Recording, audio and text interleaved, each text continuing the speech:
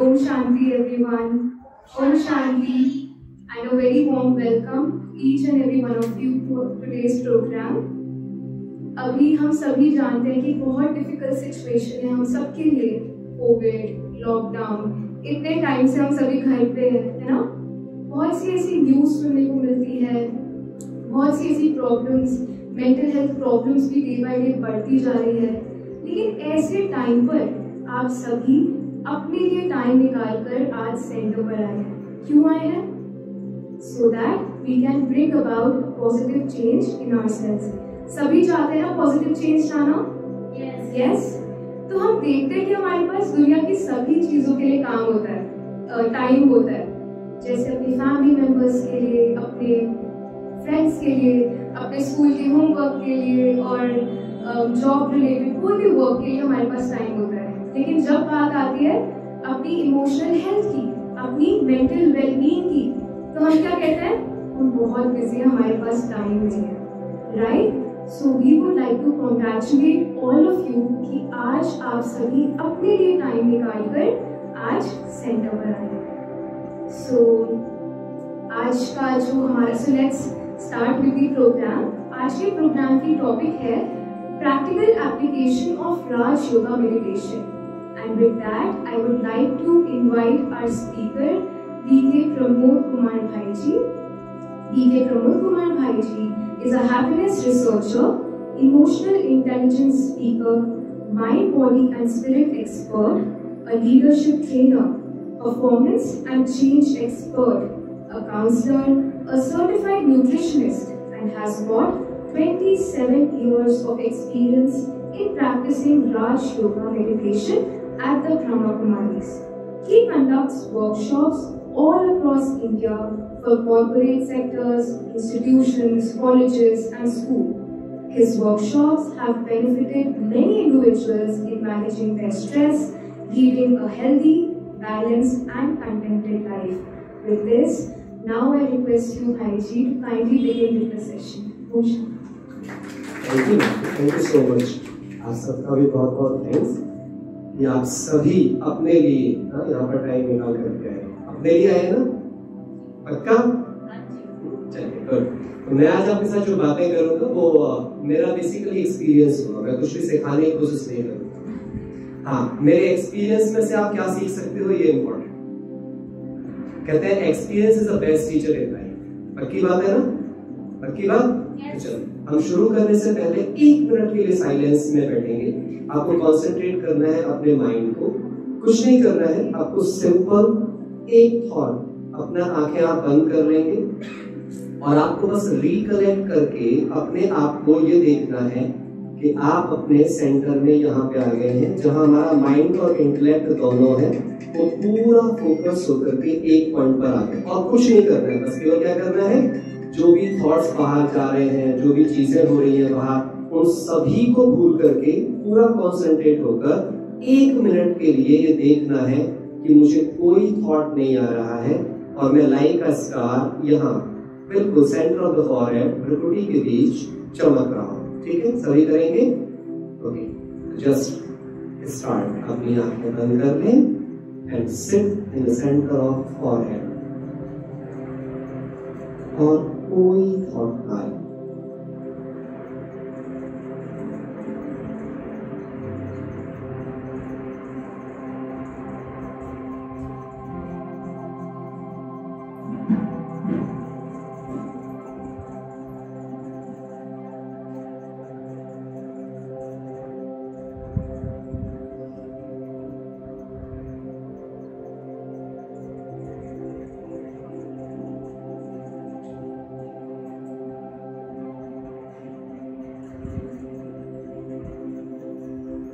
अपनी eyes open करें. ओम शांति. सभी मेरे साथ 3 बार बोलेंगे बहुत प्यार से. ओम शांति, ओम शांति, ओम शांति. अगर आप जितनी बार ओम शांति बोलते हैं, आप भी बोलकर आज आप शांति शब्द को कम से कम 1 बार 10 बार लगातार बोल कर देखो. शांति, शांति, शांति. आपको लगेगा थोड़ी देर में सारी बॉडी शांत हो गई है, लगता है सर? देखिए, स्पीक विद फीलिंग। एक चीज आज आप प्रैक्टिकल एप्लीकेशंस में सबसे ज्यादा चीजें यही सीखेंगे, चाहे छोटे बच्चे हैं, चाहे आप में से बड़े बच्चे बैठे हैं, चाहे आप बड़े एडल्ट्स बैठे हैं, कोई भी। हम आज कुछ ऐसी चीज सीखेंगे प्रैक्टिकल एप्लीकेशंस में कि Rajyoga meditation is only way to live life beautifully. Only way बोला है। कुछ लोग हमसे सवाल पूछते हैं, क्या हम कुछ और नहीं कर सकते? क्या हम पूजा करते हैं? क्या कोई हम मंत्र चैंटिंग करते हैं? हम ये करते हैं, हम वो करते हैं, क्या उनसे लाइफ ब्यूटीफुल नहीं हो सकती? तो मैं आपको बता दूं कि उनसे लाइफ कभी भी बैलेंस नहीं हो सकती। और ये बात मैं सिर्फ कहने के लिए नहीं कहूंगा। आज मैं आपको प्रैक्टिकल एप्लीकेशंस से साइंटिफिकली प्रूव करूंगा। मानिए जैसा आपको मेरे इंट्रोडक्शन में बताया, मैं खुद एक फिजिक्स लेक्चरर रहा हूं, तो मैं कोई भी बात आपसे करते समय ऐसी नहीं करूंगा क्योंकि मैं कह रहा हूं इसलिए आप मान लो। मैं हर बात के आपको सैद्धांतिक एग्जाम्पल दूंगा, हर बात के आपको रीजन दूंगा। क्यों रीजन दूंगा? एक बात आप सबको समझना जरूरी है। हमारा जो माइंड है ना, ये बड़ी कमाल की चीज है, बहुत कमाल की चीज है, लेकिन इसकी एक कमजोरी है। क्या कमजोरी है? जब तक इसे तर्क नहीं मिलते, लॉजिक्स नहीं मिलते, ये कभी सेटिस्फाइड नहीं होता है। मैं सही कह रहा हूं या गलत कह रहा हूं? लेकिन जैसे ही इसे लॉजिक मिल जाता है और उस लॉजिक में इसको बिलीव आ जाता है, इसके लिए उसे अप्लाई करना इजी हो जाता है। हमें करें? सो आज आप जहां पर बैठे हो, इसको आप ये सोच के ना बैठे आप कहीं भगवान की जगह पर आ गए हैं और आपको यहाँ पे आरती करवाई जाएगी, क्या कहां बुला लिया है भगवान जी काइंड की बात करने के लिए। नहीं, आपको पता है दुनिया में स्पिरिचुअल वे के लिए ये अकेला विद्यालय है जिसके नाम के पीछे विद्यालय है। आप कहीं जाओ, फलाने स्वामी जी का सत्संग मिलेगा, किसी स्वामी जी की कथा मिलेगी आपको, किसी स्वामी जी का। मैं ये नहीं कह रहा वो गलत है, डोंट टेक मी रॉन्ग, वो अपने अपने तरीके से ठीक है, परंतु ये कंप्लीट नहीं है। क्यों कंप्लीट नहीं है? एक वर्ड आप समझ लीजिए, सीक्वेंसाइज नॉलेज ही इंसान को कंप्लीट बनाती है। नॉलेज इन अ सीक्वेंस, और नॉलेज इन अ सीक्वेंस आपको विद्यालय देता है। स्कूल और कॉलेज इज अ प्लेस जहां पर कोई भी एजुकेशन आपको क्रमबद्ध तरीके से, योजनाबद्ध तरीके से, साइंटिफिक बैकअप्स के साथ ऑर्गेनाइज्ड वे में लाइफ को बैलेंस करने के लिए दी जाए। हाँ या ना? इसका और एग्जांपल देता हूं, जहां बच्चे पढ़ने वाले भी हैं तो सब समझ सकते हैं इस बात को। क्या कभी आपने ये महसूस कर लिया होगा, जैसे सबको एहसास हो गया होगा, लॉकडाउन से पहले आपके पढ़ने की स्थिति जब आप स्कूल जाया करते थे और जब आप स्कूल नहीं जाते हैं, किस केस में आपका इंटेलिजेंस बेटर था? जब आप जाया करते थे या जब आप नहीं जाते थे? जब जाया करते थे। जब जाया करते थे तो हम छुट्टी की कामना किया करते थे, भगवान छुट्टी दे दे। आपके पास भगवान ने बल्क में छुट्टी देती है कि बच्चे बड़े परेशान हैं, इनको छुट्टी चाहिए। इनको बताता हूँ छुट्टी कितनी दर्दनाक होती है। आपको पता चला कि छुट्टी दर्दनाक भी हो सकती है? हाँ, बहुत ज्यादा। अब आप में से कोई मांगेगा भगवान छुट्टी कर दो, है ना? सो दिस इज ब्यूटीफुल, है ना? ये चीज समझाने के लिए कि कभी भी याद रखो आप, we all are human beings, human design to work, not to rest. ये बहुत गहरा प्रिंसिपल है। इसलिए आप कभी भी देखना, अगर आपको कोई कहते तुम्हें एक कमरे में साइड में यहां बैठ जाओ, तुम्हें कुछ करना नहीं, बस बैठे रहो सारे दिन, बैठ पाएंगे आप? कुछ नहीं करना है, बस एक चेयर दे दी जाए। पता है सबसे बुरी सजा होती है, मैं स्कूल में किया करता था, अगर मुझे लग रहा है कि किसी बच्चे को मुझे सजा देनी है तो मैं कभी हाथ नहीं छोड़ता था, कभी गुस्सा नहीं करता था, बस वो क्लास से अलग हटाता था, अपनी चेयर डाल देता था, बोलता था तेरे को बैठना है, बस यहां बैठना है सबसे अलग एक जगह। क्या होता था? अगले 5 से 10 मिनट में वो हाथ जोड़कर क्षमा मांगता था, कहता था जी बस प्लीज वहीं बैठना है, तो यहां नहीं बैठा जा रहा था। कारण क्या था कि जब उसे अलग बिठा देते थे सब उसे ही देखते रहते थे। अब उसे इतना ऑड फील होता था ये क्या हो रहा है मेरे साथ में। ना मैंने उसे कोई इंसल्ट किया, ना मैं उसे कोई बेइज्जत करता था। लोग वैसे बोलते थे गुस्से के बिना काम नहीं चलता। आप पता है मैं कभी गुस्सा करता ही नहीं था मैं स्कूल के अंदर उस चीज के लिए। मेरे को लगता था नहीं बाहर खड़ा कर दो, शुरू में करता था, शुरू में गया तो बहुत गुस्सा के साथ होता था, बाहर खड़ा ही करो इनके साथ में, सही नहीं है बच्चे ऐसे हरकतें करते रहते हैं। लेकिन धीरे धीरे मुझे समझ में आई एक बात कि अगर सपोज करो, अच्छा बताओ पढ़ना किसको पड़ता है, माइंड को या बॉडी को? किसको पढ़ना पड़ता है? पक्की बात ना? अच्छा अगर मैं पिटाई करूंगा तो किसकी करूंगा? और पढ़ाना किसको है? अच्छा अगर मैं बॉडी की पिटाई करूंगा तो माइंड स्टेबल हो जाएगा या डिस्टर्ब? अच्छा मुझे पीटने के लिए खुद के माइंड को डिस्टर्ब करना पड़ेगा या स्टेबल माइंड पिटाई कर सकता है? डिस्टर्ब। अब सोचो पढ़ाने वाला भी डिस्टर्ब और जिनको पढ़ाना है वे भी डिस्टर्ब और फिर पढ़ाई पढ़ाई जा रही है। इससे बड़ा मूर्खता कोई काम हो सकता है? ये दुनिया का सबसे बड़ा मूर्खता काम होता है। कभी कभी मैं घरों में भी देखता हूं कि माँ बाप ऐसा करते हैं कि बच्चों को पहले कमेंट मारेंगे। अच्छा अब आपने कमेंट मार के आप बताओ बच्चे का दिमाग डिस्टर्ब किया या स्टेबल किया? अच्छा आप बड़े बड़े सोचो, आपको कोई कमेंट मारे तो आपका माइंड स्टेबल होता है या डिस्टर्ब हो जाता है? डिस्टर्ब हो जाता है। अब आप क्या करोगे, पहले डिस्टर्ब करोगे कमेंट मार के, फिर उसे शिक्षा दोगे बेटा ये नहीं करना चाहिए, और वो पहले से इतना डिस्टर्ब है। ऐसे ही होता है ना, होता है ना?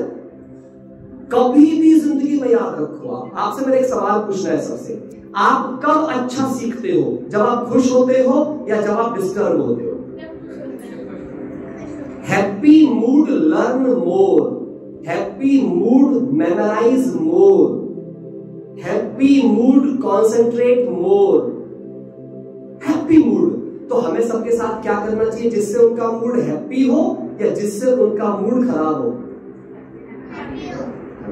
लेकिन हम तो क्या करते हैं, हम लोग इसको सुधारना पड़ेगा, है ना? जैसे सबको सुधारने के बाद हमने ले रखी। अच्छा सच बताओ, कोई किसी को सुधार सकता है धरती में? ये दुनिया का सबसे बड़ा मिथ है, लिख लो अपनी डायरियों के अंदर, हम कभी किसी को नहीं सुधार सकते। अगर हम सुधार सकते होते तो ये सिद्धांत कभी ना बनता, self transformation lead to world transformation. फिर सिद्धांत ये बनता, world transformation lead to self transformation. स्व परिवर्तन से विश्व परिवर्तन कहा गया है। कहीं आज तक आपने सुना कि विश्व परिवर्तन से स्व परिवर्तन? तो आज मैं कुछ ऐसी चीजें बात करूंगा आपसे। इंटरेस्टिंग लग रही है आपको बात? इंटरेस्टिंग है। मैं आपको ऐसे लॉजिक दूंगा कि आज के बाद ना प्रॉब्लम खत्म हो जाएगी, है ना? मुझे कोई प्रॉब्लम नहीं आती आजकल, मेरे को प्रॉब्लम आती है तो मेरे पास इतने लॉजिक होते हैं उस प्रॉब्लम को परेशान करने के लिए। मैं प्रॉब्लम्स के लिए परेशान नहीं हूं, प्रॉब्लम्स मेरे लिए नहीं। कितनी अच्छी चीज है ना? अब सोचो आप प्रॉब्लम्स के लिए परेशानी बन जाओ, कितना अच्छा है। तो प्रॉब्लम आपसे परेशान होकर भाग जाएगी, है ना? So this is amazing। और इसके लिए क्या चीज चाहिए? देखिए बोर्ड विजिबल है ना सबको? इसको मेरे पास मार्कर कहाँ है? यहाँ मार्कर भी है, मार्कर यस। मेरे दो सवाल हैं आप सबसे। यहाँ पे पहले मैं बच्चों से बात करूंगा। अच्छा बच्चों आप ये चीज बताओ कि आप कैसे फ्रेंड्स ढूंढते हो? आप अपने फ्रेंड्स में क्या ढूंढते हो? अच्छे दोस्त आप क्या ढूंढते हो कि वो दोस्त आपके लिए अच्छे दोस्त हैं? यस मेरे हिसाब से अगर वो आपको ऐसे मतलब कि आपको उनके लिए चेंज ना होना पड़े कि एक्सेप्टिंग, मतलब एक्सेप्टर हो वो, आप ये ढूंढते हैं उनके अंदर। Yes good. और आपको है ना ज्यादा वो मतलब मैं आपको टॉन्ट ना करता हूँ, टॉन्ट ना करते हो। यस टॉन्टिंग आपको पसंद नहीं आती है, आपका मजाक उड़ाते हो, है ना? वो उसको आपको पसंद नहीं आता है। और मर्ज करते हैं आपके साथ, मर्ज कर जाए, ठीक है। मर्ज करने के लिए क्या क्वालिटी उनके अंदर होनी चाहिए? आप कब फील करेंगे कि आप मर्ज हैं उनके साथ? इमोशंस में, मतलब इमोशंस में क्या? अच्छा मतलब वे खुश दिल होने चाहिए, पक्की बात ना, है ना? वो खुश दिल होने चाहिए, आपको भी खुश करने वाले होने चाहिए। हाँ ये बहुत अच्छा। और क्या होना चाहिए? सपोर्टिव होना चाहिए। एक फ्रेंड जो है वो डेफिनेटली, अगर सपोर्टिव नहीं है कोई फ्रेंड तो कभी भी हम अच्छा फील नहीं करेंगे। यस और क्या चीज होना चाहिए फ्रेंड में? Sorry understanding. हाँ अंडरस्टैंडिंग होना चाहिए। बहुत बढ़िया,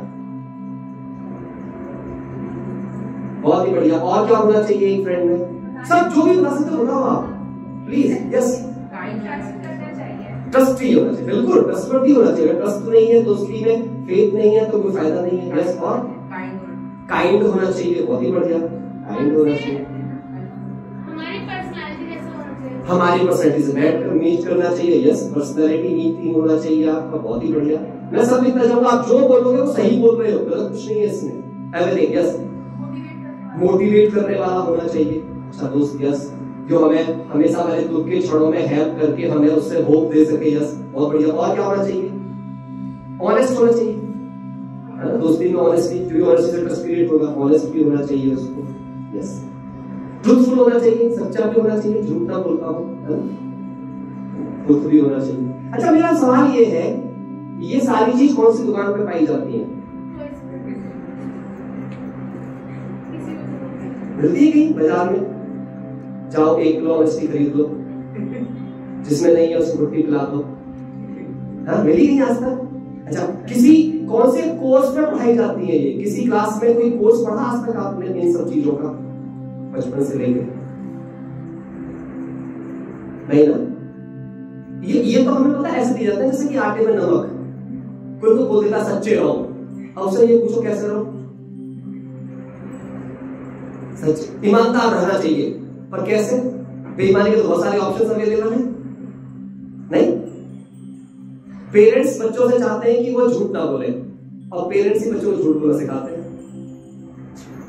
बच्चा आया, बच्चे ने आके बचपन में सच बोला, अब वो सच जो था उसमें नुकसान था।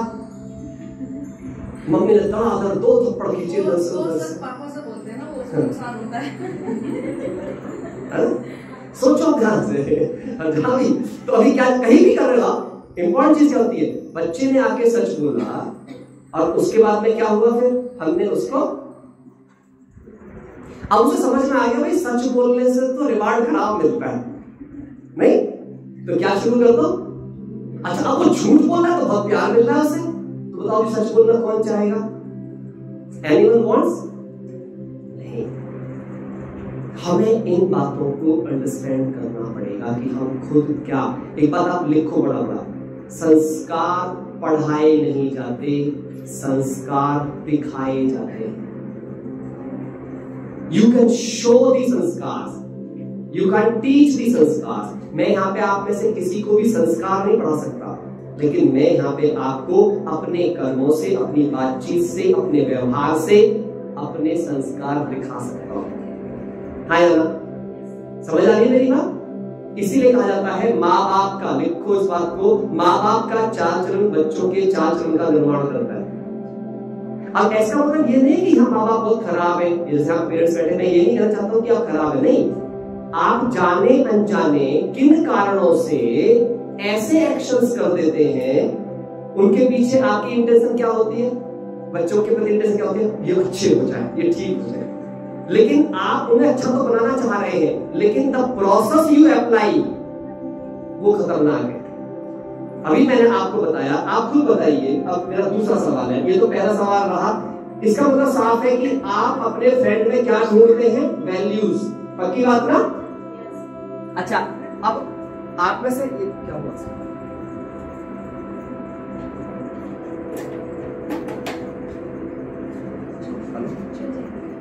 अच्छा, ओके। तो अभी यहाँ पे जो ये वैल्यूज आपने लिखी हैं, ये आपके फ्रेंड में होनी चाहिए या पहले आप में होनी चाहिए? किसमें होना चाहिए? हम में होना चाहिए। आप में है? आप में है? सारी वैल्यूज हैं ये वाली? पक्की बात? अच्छा, हाँ बोलिए बोलिए, कुछ कर सकते हैं? सर फ्रेंड तो ऐसा बन जाता है, बट फिर अपने में स्टार्टिंग से ऐसे, अपने में ऐसे नहीं होती है। देखो जैसे मेरा फ्रेंड का कहना स्टार्ट हुआ तो वो समझ जाते हैं कि हाँ ये बेस्ट है, तो मैं साथ कुछ भी शेयर कर सकता हूँ। हाँ, पर स्टार्टिंग में जाके तो सारी वैल्यूज नहीं, देखो पहले ये वैल्यूज मुझ में होना चाहिए, तभी तो अट्रैक्ट करेगी। अगर मुझ में नहीं है वैल्यू, तो क्या मुझे वैसे लोग मिलेंगे? वो भी तो वही ढूंढ रहे होंगे जो मैं ढूंढ रहा हूं। ऐसा सोचो, आप एक बी व्यक्ति में ये सारे वैल्यू ढूंढ रहे हो और आप खुद ए व्यक्ति हो। आप ए व्यक्ति हो, आप बी में ये ढूंढ रहे हो, आप में ये वैल्यूज नहीं है, तो बी भी तो यही वैल्यूज ढूंढ रहा होगा। बी भी तो आपके अंदर यही वैल्यूज ढूंढ रहा होगा ना, है ना? अब उसे अगर आप में ये वैल्यू नहीं मिलेगी तो क्या वो आपकी दोस्ती स्वीकार करेगा? और यही हो रहा है आज। हर रिश्ता दूसरे को ठीक होता हुआ देखना चाहता है, वो चाहता है और सपोर्टिव हो मुझे, मैं हूं या नहीं। एक और बात, ये तो बात रही फ्रेंड के बारे में, अब मैं दूसरी बात करता हूं। यहाँ जितने बच्चे बैठे, पहले मेरी बात उन बच्चों से। अच्छा बच्चों, आप सब लोगों को अपना कैरियर बनाना है, सबको पक्की बात है ना? एक दिन कोई ना कोई कैरियर तो बनाना है, कैरियर डिफरेंट होगा पर सबको बनाना है, पक्की बात? अच्छा, एक अच्छा कैरियर बनाने के लिए क्या क्या चाहिए आपको, आप बताइए। एक अच्छा कैरियर बनाने के लिए जो जो आपको रिक्वायरमेंट लगती है आप सब बोलना शुरू कीजिए। अगर आपको अपनी पढ़ाई अच्छी करनी है, अच्छे मार्क्स लाने हैं, बाद में अच्छी डिग्रीज करनी है, कुछ भी करना है, आपको एक अच्छा परफॉर्मर बनना है, गेम में अच्छा परफॉर्मर बनना है, गाने में अच्छा परफॉर्मर, कुछ भी करना है, क्या क्या चाहिए बोलते रहिए। डिटर्मिनेशन, यस, मैं लिख देता हूँ, आप जो बोलोगे मैं वही लिखूंगा। डिटर्मिनेशन चाहिए आपको, बिल्कुल सही बात है। डेडिकेशन चाहिए आपको, यस, और नॉलेज भी चाहिए उस पर्टिकुलर फील्ड की, यस, और बताइए। सॉरी, हाँ, फोकस्ड आप होना चाहिए, और स्मार्ट वर्क, पेशेंस चाहिए, बिल्कुल सही बात है, पेशेंस चाहिए, काइंड होना चाहिए आपको ताकि आपको कंसिस्टेंसी, पेशेंस चाहिए, कंसिस्टेंसी भी चाहिए, यस, कंसिस्टेंसी चाहिए आप, कंसिस्टेंसी ना, परसिस्टेंसी भी चाहिए, परसिस्टेंसी भी चाहिए आपको। कंसिस्टेंसी का मतलब क्या होता है कि आप किसी काम को लगातार करें, और परसिस्टेंसी का मतलब क्या होता है, परिस्थितियां कितनी भी विपरीत हो फिर भी लगातार करें। हम लगातार तो करते हैं, पर जब पेपर आते हैं, जब एग्जाम मुश्किल आती है तो फिर हम छोड़ बैठते हैं। तो कंसिस्टेंसी बहुत लोगों में पाई जाती है, लेकिन परसिस्टेंस करने वाला विजयी बनता है। बड़े काम वो व्यक्ति कर पाता है जो परसिस्ट कर सके, जिसे प्रॉब्लम उसकी कंसिस्टेंसी को ब्रेक कर सके, ये इंपॉर्टेंस है। अच्छा, ये सब भी वैल्यूज ही कहलाती है ना, सारी सारी जितनी आपने लिखवाई है, ये आपके कोर्स में पढ़ाई जाती है। अच्छा, अगर ये वैल्यूज आप में हो तो किसी भी सब्जेक्ट को लर्न करना आसान होता है या कठिन होता है? कठिन, आसान होता है। अगर ये वैल्यूज आप में है तो सब्जेक्ट सीखना आसान होता है। तो हमें सब्जेक्ट तो सब पढ़ाते हैं, लेकिन सब्जेक्ट सीखने के लिए जो चाहिए ये कोई भी नहीं पढ़ाता है या ना? अच्छा, हमें कुछ चीज मेमोराइज करनी है, कंसंट्रेशन चाहिए, मान लें मेरे को एकाग्रता चाहिए, ऑनेस्टी चाहिए, मैं डेविएट ना हो, फोकस रह सकूं। ये बाजार में कहीं मिलता है? कोई आम, केला, तरबूज कुछ खा लो उससे बढ़ जाए, ऐसा कुछ होता है? कोई डाइट ऐसी आती है कि फलानी डाइट खाई और कंसंट्रेशन ठीक हो गई, आदमी डिटरमाइंड हो गया, फोकस हो गया? ऐसा भी कुछ नहीं होता है। तीसरा, किसी प्रकार की कोई फिजिकल ट्रेनिंग होती है जिससे ये पढ़ जाते हो? कोई फिजिकल ट्रेनिंग नहीं होती है। चौथा, कोई किसी स्कूल में कोई कोर्स डिजाइन किया गया है इसको लेकर के कि जी पहले इनको पढ़ाया जाए फिर सब्जेक्ट पढ़ाया जाए, तो कितनी बड़ी गड़बड़ हो रही है। आप सोचो, आपके पास एक जमीन है, ध्यान से सुनना, मेरे पास जमीन है, आप जमीन में पैदावार करना चाहते हो, आपके पास बीज भी है और जमीन भी है, ध्यान से सुनिएगा, आपके पास बीज भी है आपके पास और जमीन भी है। जैसे पेड़ लगाते हैं, फल खाना है मुझे आम का, मेरे पास आम का बीज भी है और जमीन भी है, तो क्या केवल जमीन और बीज से पेड़ हो जाएगा? उस जमीन को तैयार करना होना चाहिए, और वो फर्टिलाइज होने के लिए तैयार होनी चाहिए, उसकी वो केयर, उसको क्या देना है क्या देना है ये पता होना चाहिए। अगर ये होगा तभी वो जमीन हमें वो दे पाएगी जो हम उससे चाहते हैं, हाँ या ना? आप समझ रहे मेरी बात है ना? अब ऐसे ही आप देखो, आपके पास सब्जेक्ट्स भी हैं, ध्यान से सुने सारे बच्चे, जो भी आ रहा है उनकी तरफ ध्यान न दें, सामने देखते रहे। जो भी हमारे पास में, हम जमीन है हमारे पास में, स्कूल हमारे पास में जमीन हो गया, टीचर्स हमारे पास में हो गया, सब्जेक्ट वो बीज हो गया जिसको बोया जाना है हमारे दिमाग में, तो जमीन भी हो गई और बीज भी हो गया।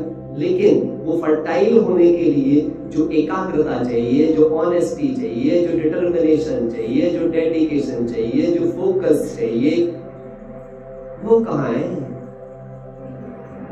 और अब क्या होता है, एक और सबसे बड़ा मिथ, बहुत बड़ा मिथ है सारे बच्चों में, मैं आज आप सबका एक मिथ दूर करता हूं। अच्छा बताओ, आप में से किस किस की कंसंट्रेशन 100% है? हाथ उठाओ। एक भी हाथ नहीं उठा। ये दुनिया का सबसे बड़ा झूठ है कि आपकी कंसंट्रेशन कम हो सकती है। आज आपके लिए खुशखबरी है, हम सबकी कंसंट्रेशन 100% होती है सदा। अब आप बोलोगे ऐसा कैसे, मैं तो ध्यान लगाती हूँ, ध्यान लगता ही नहीं। प्रॉब्लम कंसंट्रेशन में नहीं होती, प्रॉब्लम इंटरेस्ट में होती है। अभी सोचो, आपको जो काम पसंद है, कभी ध्यान भटका है वो करते हुए आपका? किसी को मूवी देखना पसंद है, 3 घंटे ऐसे देखिएगा टक की लागे और सारी मूवी गाने भी याद जाएंगे उसको, होता है। किसी को खेलना बहुत पसंद है, किसी को फ्रेंड से बात करना बहुत पसंद है, 1 मिनट भी ध्यान भटकता है उसमें, कहीं और ध्यान जाता है आपका? नहीं ना। तो प्रॉब्लम कंसंट्रेशन में है या प्रॉब्लम इंटरेस्ट में है? लिख लो बड़ा बड़ा, हमेशा कंसंट्रेशन फॉलोज द इंटरेस्ट। जिस काम में आपकी रुचि होती है ना, आप देखो दुनिया में जैसे एक मां और एक बेटा होता है, जब बेटा मां से दूर चला जाता है ना, और काफी दिनों तक नहीं आ रहा होता है वो, तो मां को अपने बेटे को याद करने के लिए मेहनत करनी पड़ती है या अपने आप जा रहा होता है? उसकी याद अपने आप आ रही होती है या याद करना पड़ रहा होता है? करना नहीं पड़ता, अपने आप आ रही होती है, और बार बार वही याद आ रहा होता है। फिर ना उसे कोई बुआ याद आती है, ना टीवी याद आता है, ना न्यूज़पेपर आता है, ना सरकार याद आती है, कुछ और याद आता है उस समय पे। कहने का क्या है, जिस चीज में आपकी गहरी रुचि होती है, जो चीज आपके दिल के बहुत करीब होती है, वो चीज आपको अपने आप याद आती है। अब यही बात सब्जेक्ट पे लागू होती है। जितने बच्चे पढ़ाई करते हैं मैं उनकी बात करता हूँ। आप जिस सब्जेक्ट को देखो, जिस सब्जेक्ट में आपको बहुत मजा आता होगा, उसे याद करने में कोई मेहनत होती है आपकी मेमोरी को? आप बैठते हो घंटों पढ़ते रहते हो, थकते ही नहीं उसे पढ़ने से। और जिस सब्जेक्ट में इंटरेस्ट नहीं आ रहा होता वहां लगता भगवान कैसे पीछे छूटे, ऐसे होगा। अब आप बताइए कि प्रॉब्लम कंसंट्रेशन में है या प्रॉब्लम इंटरेस्ट में?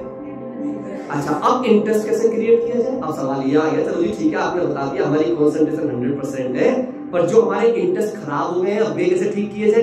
सही बात तो ये है ना। तो इंटरेस्ट ठीक करती है आपकी रिपीटेड इंफॉर्मेशन। लिख लो आप इस बात को। 2 चीजें होती हैं, यदि आप ये चाहते हो कि अगर आपको सही चीजों में अपना इंटरेस्ट क्रिएट करना है, कोई मेरे से पूछता है कि मैं अपना इंटरेस्ट कैसे चेंज करूं या कैसे ठीक करूं, तो जैसे आपने अपना इंटरेस्ट खराब किया हुआ होता है, वैसे ही वो इंटरेस्ट ठीक करना पड़ता है। मैं आपको एग्जांपल देता हूं, खराब कैसे किया होता है। अब आपने बार बार कोई मूवी देखने लग गया, टीवी देखने लग गया, अखबार पढ़ने लग गया, तो क्या होगा? खराब इंफॉर्मेशन जा रही है अंदर में। जब खराब इंफॉर्मेशन जाएगी तो इंटरेस्ट खराब ही होगा ना। जिस चीज का रिपीटेशन बार बार करोगे वो आपका इंटरेस्ट खराब कर देगी। अब आप सही वाली इंफॉर्मेशन को बार बार करना शुरू कर दो तो वो सही कर देगी। सिद्धांत क्या है इसके पीछे? मैं आपको एग्जांपल देता हूं। एक बूंद को मैं पत्थर पे गिराऊं, क्या होगा? बूंद को अगर पत्थर पे गिराता हूं कुछ नहीं होगा, पत्थर पे गिरेगी, फैल जाएगी, टूट के बिखर जाएगी बूंद। ऐसे ही होगा ना। आप डाल के देख लो एक ड्रॉप पानी की, जैसे ड्रॉप डालोगे धरती पे, वो ड्रॉप चारों तरफ बिखर जाएगी कण कण के रूप में। लेकिन आप क्या करो कि आप उस बूंद को लगातार वहीं डालते जाओ, एक ही जगह, एक ही जगह। इससे क्या होगा? एक दिन पत्थर टूट के बिखर जाएगा। मैसेज क्या है इसमें? मैसेज ये है, आपके एफर्ट कितने भी छोटे क्यों ना हो, अगर वे लगातार हैं तो वो पत्थर जैसी परिस्थिति को भी तोड़ देंगे।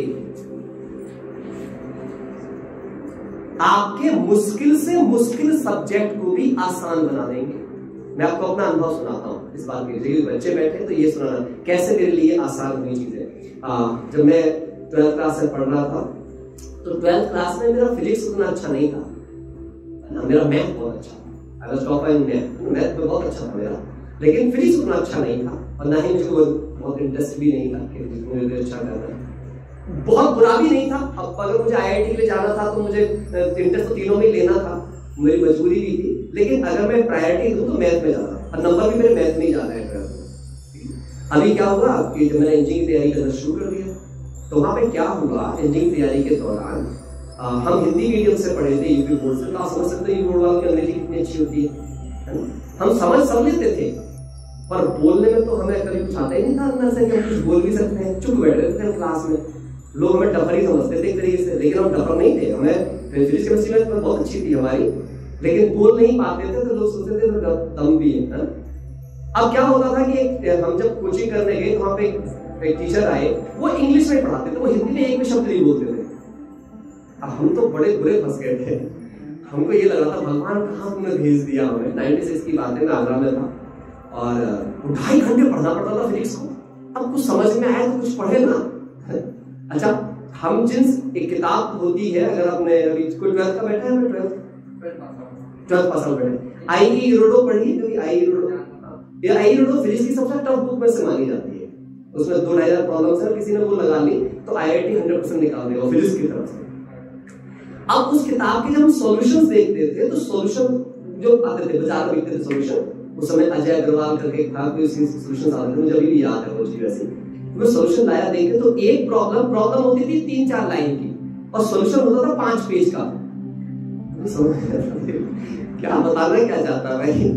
अच्छा, अभी सोचा फिजिकल सिचुएशन सोचा, मैं घर से बहुत दूर गया हुआ था पढ़ने के लिए, ग्लेशियर घर था, आगरा कोचिंग करने चला गया था। 15-16 साल का बच्चा ऐसे डर लगता था, मम्मी पापा के पास रही है, कहाँ जाकर रोज जाके कुछ समझ में नहीं आती थी, और घर से दूर आके वापस भी जाएंगे तो बेइज्जती होगी, घर कैसे जा सकते हैं छोड़ के। तो मैं ये इसलिए सुना रहा हूँ क्योंकि अनुभव सिखाता है ना। मैं ज्ञान में 93 में आ गया था इस मेडिटेशन, तो ये मेडिटेशन मेरी ताकत थी, बहुत ज्यादा ताकत थी। मैं जो भी बात करता था तभी भगवान से बात करता था उस टाइम। मैं जाके उसको बताता था कि भाई ये सिचुएशन चल रही है, तो बस मेरा मार्गदर्शन कर, करूं क्या, है ना। मैं शुरू से बाबा से ऐसी बातें करता हूँ। मैं बाबा से कभी मैं ऐसी बात नहीं करता कि भगवान ने करके कुछ नहीं। मेरे को तो बस जो बात करनी है उसको बोलना है। वो ज्ञान का सागर है तो ज्ञान की प्रॉब्लम सॉल्व कर, प्यार का सागर है तो प्रेम वाली प्रॉब्लम सॉल्व कर। तू सागर जिस चीज का है, मेरी जो प्रॉब्लम है वो तेरे पास सोल्यूशन, तू सागर किस बात का नहीं, है ना। तो ये अब बात बताओ, जब आप ऐसे करोगे ना आपको बहुत मजा आएगा। I become healthy, I become easy. और ये हुआ। अब क्या हुआ, एक दिन हमारे को पढ़ाने का हम बहुत परेशान पक चुके थे हम उस टीचर से। हमें लगा भाई हमारे बस की नहीं है झेलना। तो जो मैडम थी वहां टीचर, हमने उससे कहा कि हम नहीं पढ़ सकते, हम कहीं और पढ़ेंगे फिजिक्स वाली, कुछ समझ में नहीं आ रहा। अभी अगले दिन हम 5-6 बच्चों ने शिकायत करी थी, तो 5-6 खड़े कर लिए। उन्होंने कहा कि अच्छा किस को प्रॉब्लम है, हम खड़े हो। मैं बताऊं मेरी 12th क्लास तक कभी मेरी बेइज्जती नहीं हुई कि कोई मेरी पढ़ाई में बेइज्जती करे, मैंने कभी मौका नहीं दिया था हमारा। लेकिन 70 बच्चों के बीच में हम 5-6 खड़े थे, और जो बेइज्जती उस टीचर ने हमारी की ना उस दिन, वो मैं कभी नहीं भूलता हूँ। मुझे रह रह के याद आ गया। उसने तुम्हारे लिए मैं खिलौनों से खेलूं, खिलौने माना उसके लिए एससी वर्मा किताब खिलौना थी, उसके लिए कुमार मित्तल या जो भी और बुक होती थी वो सब खिलौना थी। और तुम्हारे लिए मैं छोटे-छोटे काम करता हूँ, तुम IIT के लिए आए, किस चीज के लिए आए हो? अगर नहीं कर सकते हो get out from my class, कल से मेरी क्लास में आने की आवश्यकता नहीं। और ऐसे कोई सबके बीच में बोल दे चीज लेकर के, तो अब हमें तो बड़ी चोट पहुंची। फर्स्ट क्लास स्टूडेंट, हम डिस्ट्रिक्ट के टॉपर्स में से एक तरीके से, जब हम काम कर रहे थे वहां पर, अपने 12th क्लास में पढ़ रहे थे, सारे बच्चों में अच्छे बच्चों में थे। लेकिन अब ऐसी खतरनाक बेइज्जती सबके सामने। हमने कहा हम कुछ पढ़े ना पढ़े, हम फिजिक्स ही पढ़ेंगे और इनसे ही पढ़ेंगे, हम कहीं नहीं जाएंगे चाहे जो हो जाए। और हमने वहां से घर वापस आए और हमने डिक्शनरी उठा ली। हमने एक तरफ इंग्लिश पढ़ रहे हैं, मैंने सारे सब्जेक्ट उठा के लगा दिए। ना मैं मैथ पढ़ता था, ना केमिस्ट्री पढ़ता था, बस फिजिक्स ही पढ़ता था। मैं 18 घंटे लगातार फिजिक्स पढ़ता था पागलों की तरह। मेरे को इतनी लग गई थी दिल से कि अब चाहे मेरा IIT में हो ना हो, कुछ और हो ना हो, पर ये फिजिक्स नहीं रह सकती, इसको नहीं छोड़ूंगा मैं, चाहे जो भी हो जाए, ये तो करके ही छोड़ूंगा।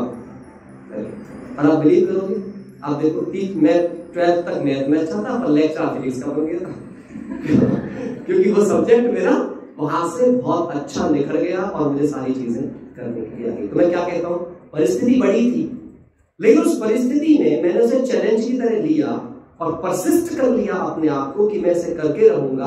तो मुश्किल भी क्या बन गई मेरे लिए, आसान, पीस ऑफ केक बन गई। फिर मेरी फ्रीज ऐसी बन गई थी, हाँ पूछो क्या पूछ रहे हैं।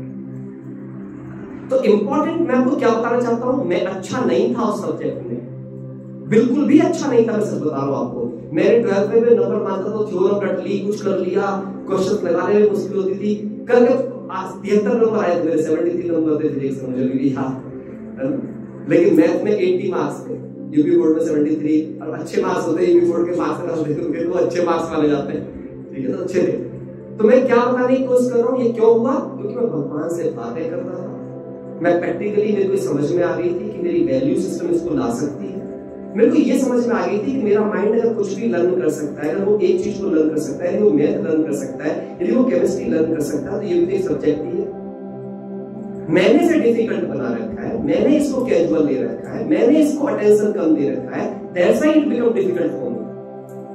मेरा आप सब बच्चों को मैसेज ये है, आपको जो सब्जेक्ट टफ लगता हो ना उसी के पीछे पड़े। हार्डली 1 महीने में वो सब्जेक्ट ढीला हो जाएगा, हार्डली 1 महीने में। क्लियर है मेरी बात? तो अब आपने यहाँ पे एक चीज देखी, ये चीज। अब दूसरी एक और बात मैं आपसे करूंगा यहाँ पे। तो एक तो चीज जो आपकी सफलता में आपके काम आएगी, वो आएंगी आपकी वैल्यूज। दूसरा आपका काम आएगा आपका माइंड, है ना? अच्छा दोस्त, आपके पूरे जीवन में माइंड ज्यादा इंपॉर्टेंट है या बॉडी? पक्की बात है ना? क्या ज्यादा इंपॉर्टेंट है? पर आप ध्यान किसका रखते हैं सारा दिन? कपड़े कितने ब्रांडेड हो, है ना?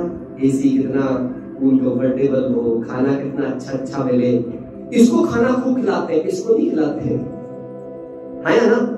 सुबह शाम तक इसको खाना खिलाते हैं 3-3 बार। नीचे वाले हिस्से को, नीचे वाला हिस्सा आपको मजदूर बनाता है, ऊपर वाला हिस्सा आपको इंटेलेक्चुअल बनाता है। ऊपर वाले हिस्से में क्या डालते हैं? टीवी, इंटरनेट, व्हाट्सएप, फेसबुक, कचरा,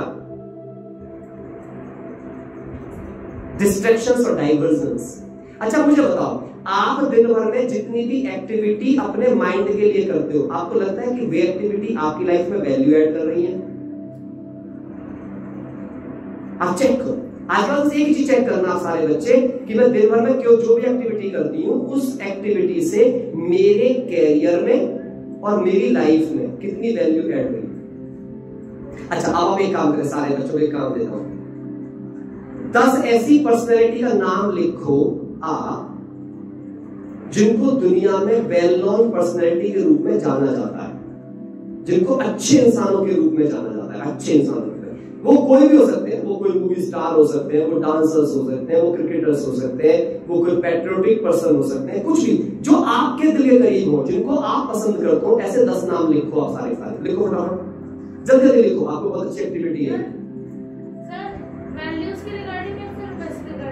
नहीं आपको मैं बताऊं 10, देखिए कोई भी जो पर्सनैलिटी बना होगा तो उसकी कोई ना कोई तो वैल्यू होगी ना, बिना वैल्यू तो कोई पर्सनैलिटी बन नहीं सकता। मैं क्रिमिनल्स की बात नहीं कर रहा हूं, मुझे पता है कि आपकी जान पहचान में मतलब आप क्रिमिनल को पसंद नहीं करते होंगे एटलीस्ट। अगर आप यहाँ तक आए हैं, सेंटर पे बैठे हैं, तो डेफिनेटली आपकी डिक्शनरी में क्रिमिनल तो नहीं होगा कोई। हाँ, जो होंगे पर्सनैलिटी वो कोई ना कोई वैल्यू बेस्ड होंगे, वेल नोन होंगे, जो कानून के दायरे में भी अच्छे इंसान माने जाते होंगे, कोई ऐसे होंगे। बस इतना हो सकता है, कोई फिल्म इंडस्ट्री में आप किसी को पसंद कर सकते हैं, कोई फैशन इंडस्ट्री में पसंद कर सकते हैं, कोई किसी आर्टिस्ट को पसंद कर सकते हैं, वो कोई भी हो। लेकिन ऐसी 10 पर्सनैलिटी अलग अलग फील्ड की होनी चाहिए, एक फील्ड की नहीं होनी चाहिए। 10 फील्ड चूज कर लो, 10 पर्सनैलिटी के नाम लिखो जिनको आप पसंद करते हैं। जल्दी जल्दी करना है, बहुत जल्दी जल्दी। और उन 10 पर्सनैलिटी की कोर वैल्यू लिखनी है आपको उसके आगे। जैसे पर्सनैलिटी का सपोज करो मैं महात्मा गांधी सब लिखता हूं, महात्मा गांधी, तो महात्मा गांधी के बारे में क्या है? अहिंसा और पेशेंस, ये उनका कोर गुण था। तो ऐसे ही जिस पर्सनैलिटी को आप पसंद कर रहे हो, उस पर्सनैलिटी में क्या पसंद है आपको, ये भी लिखना है सामने। उसके पर्सनैलिटी का नाम लिखना है और लिखना है।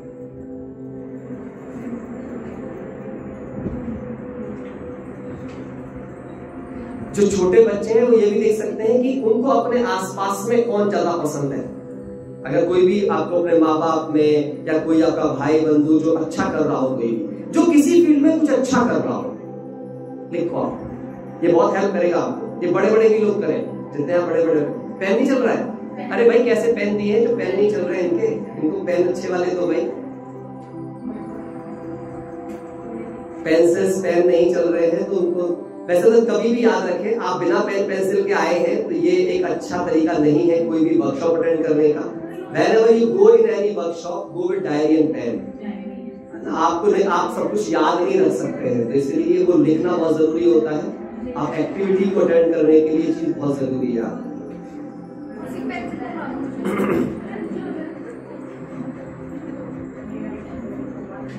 लिखा किस किसने लिख लिया है? ये फिर बंद हो गया, इसे कौन चालू करेगा?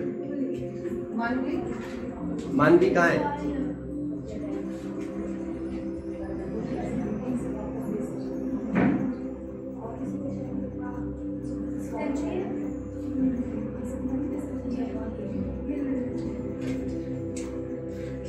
मानवी कहाँ से चालू हुआ? किसी को यहाँ बैठे रहना चाहिए ताकि इसको बार बार करते रहे, नहीं तो ऐसे बंद हो गया। चालू हो गया? आवाज यस। किसी ने लिखा 10 पर्सनैलिटी नाम? किसी ने भी? अच्छा 2-3 लिखे हैं। चलो 5 किसी ने लिखे? 5 लिखे? नाम बोलो 5 personality. First Ratan Tata, good. Humbleness उनकी। सेकंड बिल गेट्स, फैमिली के रिगार्डिंग जो उनका। थर्ड जेफ बेजोस, कंट्रीब्यूशन जो है वर्ल्ड के लिए। फोर्थ सिद्धार्थ मल्होत्रा, इतना फेम के बाद भी बहुत ज्यादा काइंडनेस है। फिफ्थ एल्बर्ट आइंस्टाइन, इंटेलेक्ट के लिए। Sixth Bhagat Singh, patriotism. Good. अब आप ये सारी चीज चेक करो। ये लोग इनके नाम आपको इसलिए याद है कि ये एक नाम है, या इसलिए याद है कि उनमें ये वैल्यूज थी, उन वैल्यूज ने इन्हें ऐसा बनाया? आप समझ रहे हो मेरी बात? मेरे को मैसेज ये देना था आपको। आप ये चाहते हो, क्या आप इनमें से एक बनना चाहते हो अपने फील्ड का? आप चाहते हो कि जैसे आज आप इनका नाम सम्मान से लिख रहे हो, या इनकी तरफ को आप प्रेरित हो, आकर्षित हो, आप चाहते हो कि एक दिन दुनिया आपका नाम इस रूप में याद रखे जैसे इनको याद रखा जा रहा है? चाहते हो? तो आप ये सोचो, क्या आप अपने किसी गुण को इतना ताकतवर बना रहे हो? ठीक है? राजयोगा मेडिटेशन यही काम करता है आपकी जिंदगी। यहां पर आप अपना गुण चुन लीजिए, वो इस मेडिटेशन की हेल्प से आपका गुण उतना ताकतवर बन जाएगा जो एक दिन आपको भी एक Bhagat Singh, Mahatma Gandhi, Ratan Tata, Bill Gates, Steve Jobs कुछ भी बना सकता है जो आप चाहते हैं। व्हाटएवर आप जिस भी पर्सनैलिटी का नाम लिख लेना, आप जिस भी पर्सनैलिटी का, वो पर्सनैलिटी आपको ये कहती मिलेगी कि उसकी जो शुरुआत हुई थी वो 0 से शुरुआत हुई थी। आप देख लो, ये जितने भी नाम इन्होंने लिए हैं ये सब सेल्फ मेड है, या ना? इनके खानदान में किसी और का नाम नहीं है, इनके माँ बाप का भी नाम नहीं है। आप बिल गेट्स के माँ बाप को जानते हो? शायद आप भगत सिंह के माँ बाप का नाम भी नहीं जानते हो, लेकिन भगत सिंह का जानते हो। मेरा सारे बच्चों को इस बात की प्रेरणा दे रहा हूं, बच्चों ये मत सोचो कि जो आपके पेरेंट्स नहीं कर पाए या जो आपके बड़े नहीं कर पाए आप नहीं कर सकते। आप अपने आप में इस धरती के वो महान इंसान बन सकते हैं कि आपके नाम से आपके माँ बाप को जाना जाएगा। और हर माँ बाप के लिए इससे खूबसूरत सपना नहीं होता जिस दिन उनके माँ बाप को उनके नाम से पहचाने जाए। यह हर माँ बाप का एक सबसे इंपॉर्टेंट ड्रीम होता है। सही बात है? सही बोलो। लेकिन इसके जरूरी क्या होगा? आप मुझे बताओ, अगर किसी इंसान में वैल्यूज ना हो और उसका माइंड ताकतवर ना हो, ये 2 चीज ना हो, सब लोग मुझे बताएंगे, अगर ये 2 चीज ताकतवर ना हो, इंसान में गुण ना हो, इंसान का माइंड ताकतवर ना हो, क्या वो जिंदगी में कभी भी हीरो बन सकता है? किसी भी फील्ड का बन सकता है? नहीं। इसका मतलब, अच्छा अब एक बात देखो, अब ईमानदारी से खुद से बात करो कि दिन भर में मैं अपने गुणों को बढ़ाने के लिए, अपने माइंड को ताकतवर बनाने के लिए क्या क्या करती हूं। हम ज्यादातर काम किसके लिए करते हैं? शरीर को अट्रैक्टिव दिखाने के लिए करते हैं, नहीं करते? फिजिकल एक्सरसाइज, जिम जाते हैं जितने लोग, किस लिए? बॉडी बिल्डिंग किस लिए होती है? फिजिकली अट्रैक्टिव दिखने के लिए। आप जितना मॉल्स में जाके ड्रेसेस खरीदते हो अलग अलग तरीके की, वो सारी ड्रेसेस किस लिए होती है? क्या वो दिमाग को अट्रैक्टिव बनाती है? कभी भी देखना, अच्छी ड्रेस पहने हुए होगा लेकिन जवान खोलते पता चल जाएगा कूड़ा है, क्योंकि दिमाग तो कूड़ा है ना। अच्छे कपड़ों में लपेट कर आप किसी के दिमाग की वैल्यू तो नहीं बढ़ा सकते ना। समझ रहे ना मेरी बात है? ये चीज हमने यहां सीखी, इस विद्यालय से सीखी। मैं आज आप सारे बच्चों को बताता हूं, यदि आप अपने अपने विद्यालय के टॉपर बनना चाहते हो तो इस विद्यालय को आप अपनी फाउंडेशन बना लो। वो विद्यालय आपको सब्जेक्ट सिखाएगा और ये विद्यालय आपको उन सब्जेक्ट को सीखने के लिए तैयार करेगा। आज तक कोई दवाई बनी है कि दवाई पी कंसंट्रेशन बढ़ गई, दवाई पी ऑनेस्ट बन गया इंसान? कोई दवाई बनी आज तक? अच्छा बताओ, मैथ में कोई फॉर्मूला है कि इंसान में फॉर्मूला लगाओ आदमी बेईमान से ईमानदार हो जाएगा? आज तक कोई सॉफ्टवेयर बना कि ये सॉफ्टवेयर फिट कर दो इंसान में बेईमान से ईमानदार हो जाएगा, बुरे से अच्छा हो जाएगा? हुआ कुछ आज तक ऐसा? बताओ आप। दुनिया की ना कोई साइंस, ना कोई हिस्ट्री, ना कोई भी टेक्नोलॉजी ऐसी नहीं बनी है, ऐसा कोई साइंटिस्ट आज तक कोई चीज नहीं बना पाया है, ऐसी कोई मेडिसिन नहीं बन पाई है जो एक बुरे इंसान को अच्छा इंसान बना सके। साइंस फेल है यहां पर। एक बात और आप सब लिख लीजिए, साइंस जनरेट रिसोर्सेस। साइंस केवल आपके लिए साधन बना सकती है। जैसे ये माइक्रोफोन साइंस बना सकती थी, ये फोन साइंस बना सकती है, एसी कूलर पंखे ये सब साइंस बना सकती है, बट इनका एप्लीकेशन साइंस बना सकती है? इनको कब यूज करना है, कितना यूज करना है, हु डिसाइड? मैं तो थोड़ी बहुत वैल्यूएबल बात आ रहा हूं, सारे बच्चों की बातों को समझ जाओगे ना, तब तो पहले वैल्यू समझ में आना चाहिए। एक बात याद रखिएगा, साइंस विदाउट स्पिरिचुअलिटी ब्लाइंड है। अगर आपके जीवन में वैल्यूज ना हो, ध्यान समझिए, इसका प्रैक्टिकल एग्जांपल क्या मिल सकता है आपको? ओसामा बिन लादेन, एक qualified best engineer of the world, संसार में एक अच्छे इंजीनियर से इंजीनियर का व्यक्ति, लेकिन उसने अपनी इंजीनियरिंग को किसमें यूज किया?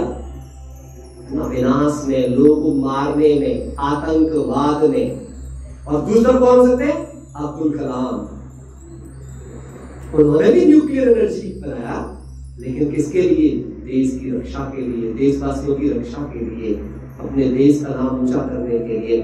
सो इंपॉर्टेंट ये है, आप कितने अच्छे साइंटिस्ट हो सकते हैं, उससे पहले आप कितने गुणवान और चरित्रवान होंगे, तभी आप उस साइंस का ब्यूटीफुल यूज कर पाएंगे। एम आई करेक्ट और नॉट? समझ रहे हैं मेरी बात सारे बच्चे?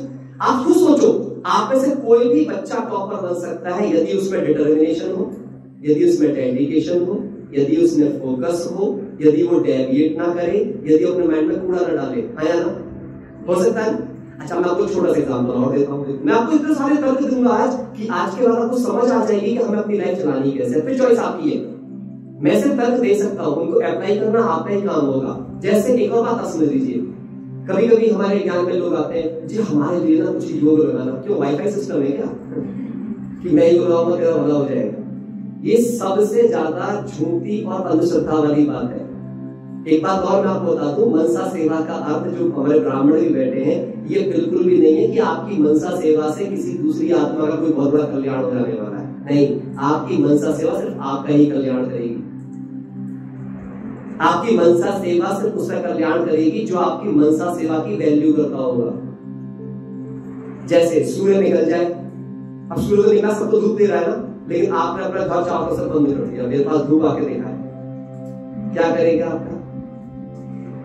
समझ रहे हो ना मेरी बात? फिर लोग बोलते हैं मैं तो बहुत योग लगाती हूँ पर मेरे घर वाले तो सुधरते ही नहीं है, मेडिसिन करती हूँ वो तो कोई बदलते ही नहीं है। क्यों? जो आप योग लगा रहे हो उन्होंने अपनी दीवार बंद कर रखी, आपकी धूप पहुंच ही नहीं रही उन तक, आप क्या कर दोगे?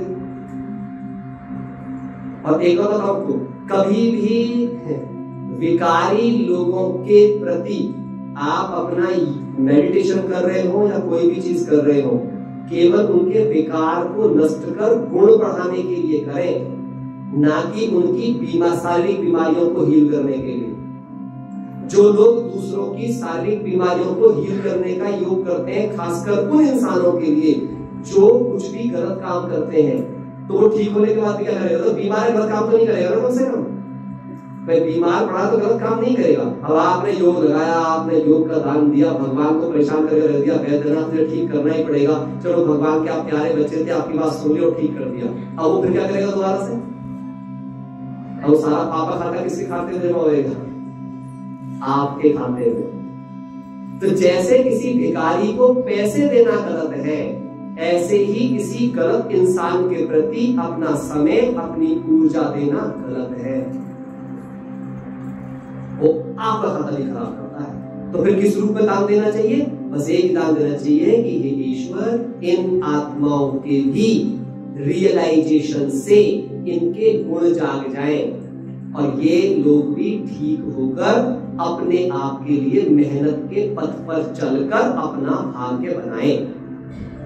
अच्छा बताओ, आप भिखारियों को दान क्यों नहीं देते हो? क्योंकि भिखारी को दान दोगे तो इनएक्टिव ही रहेगा ना, निठल्ला ही रहेगा ना, निकम्मा ही रहेगा ना। आप बताओ, किसी को आप रोज रोटी खिलाओ, ये अच्छा है? या किसी को रोटी कमाना सिखा दो, ये अच्छा है?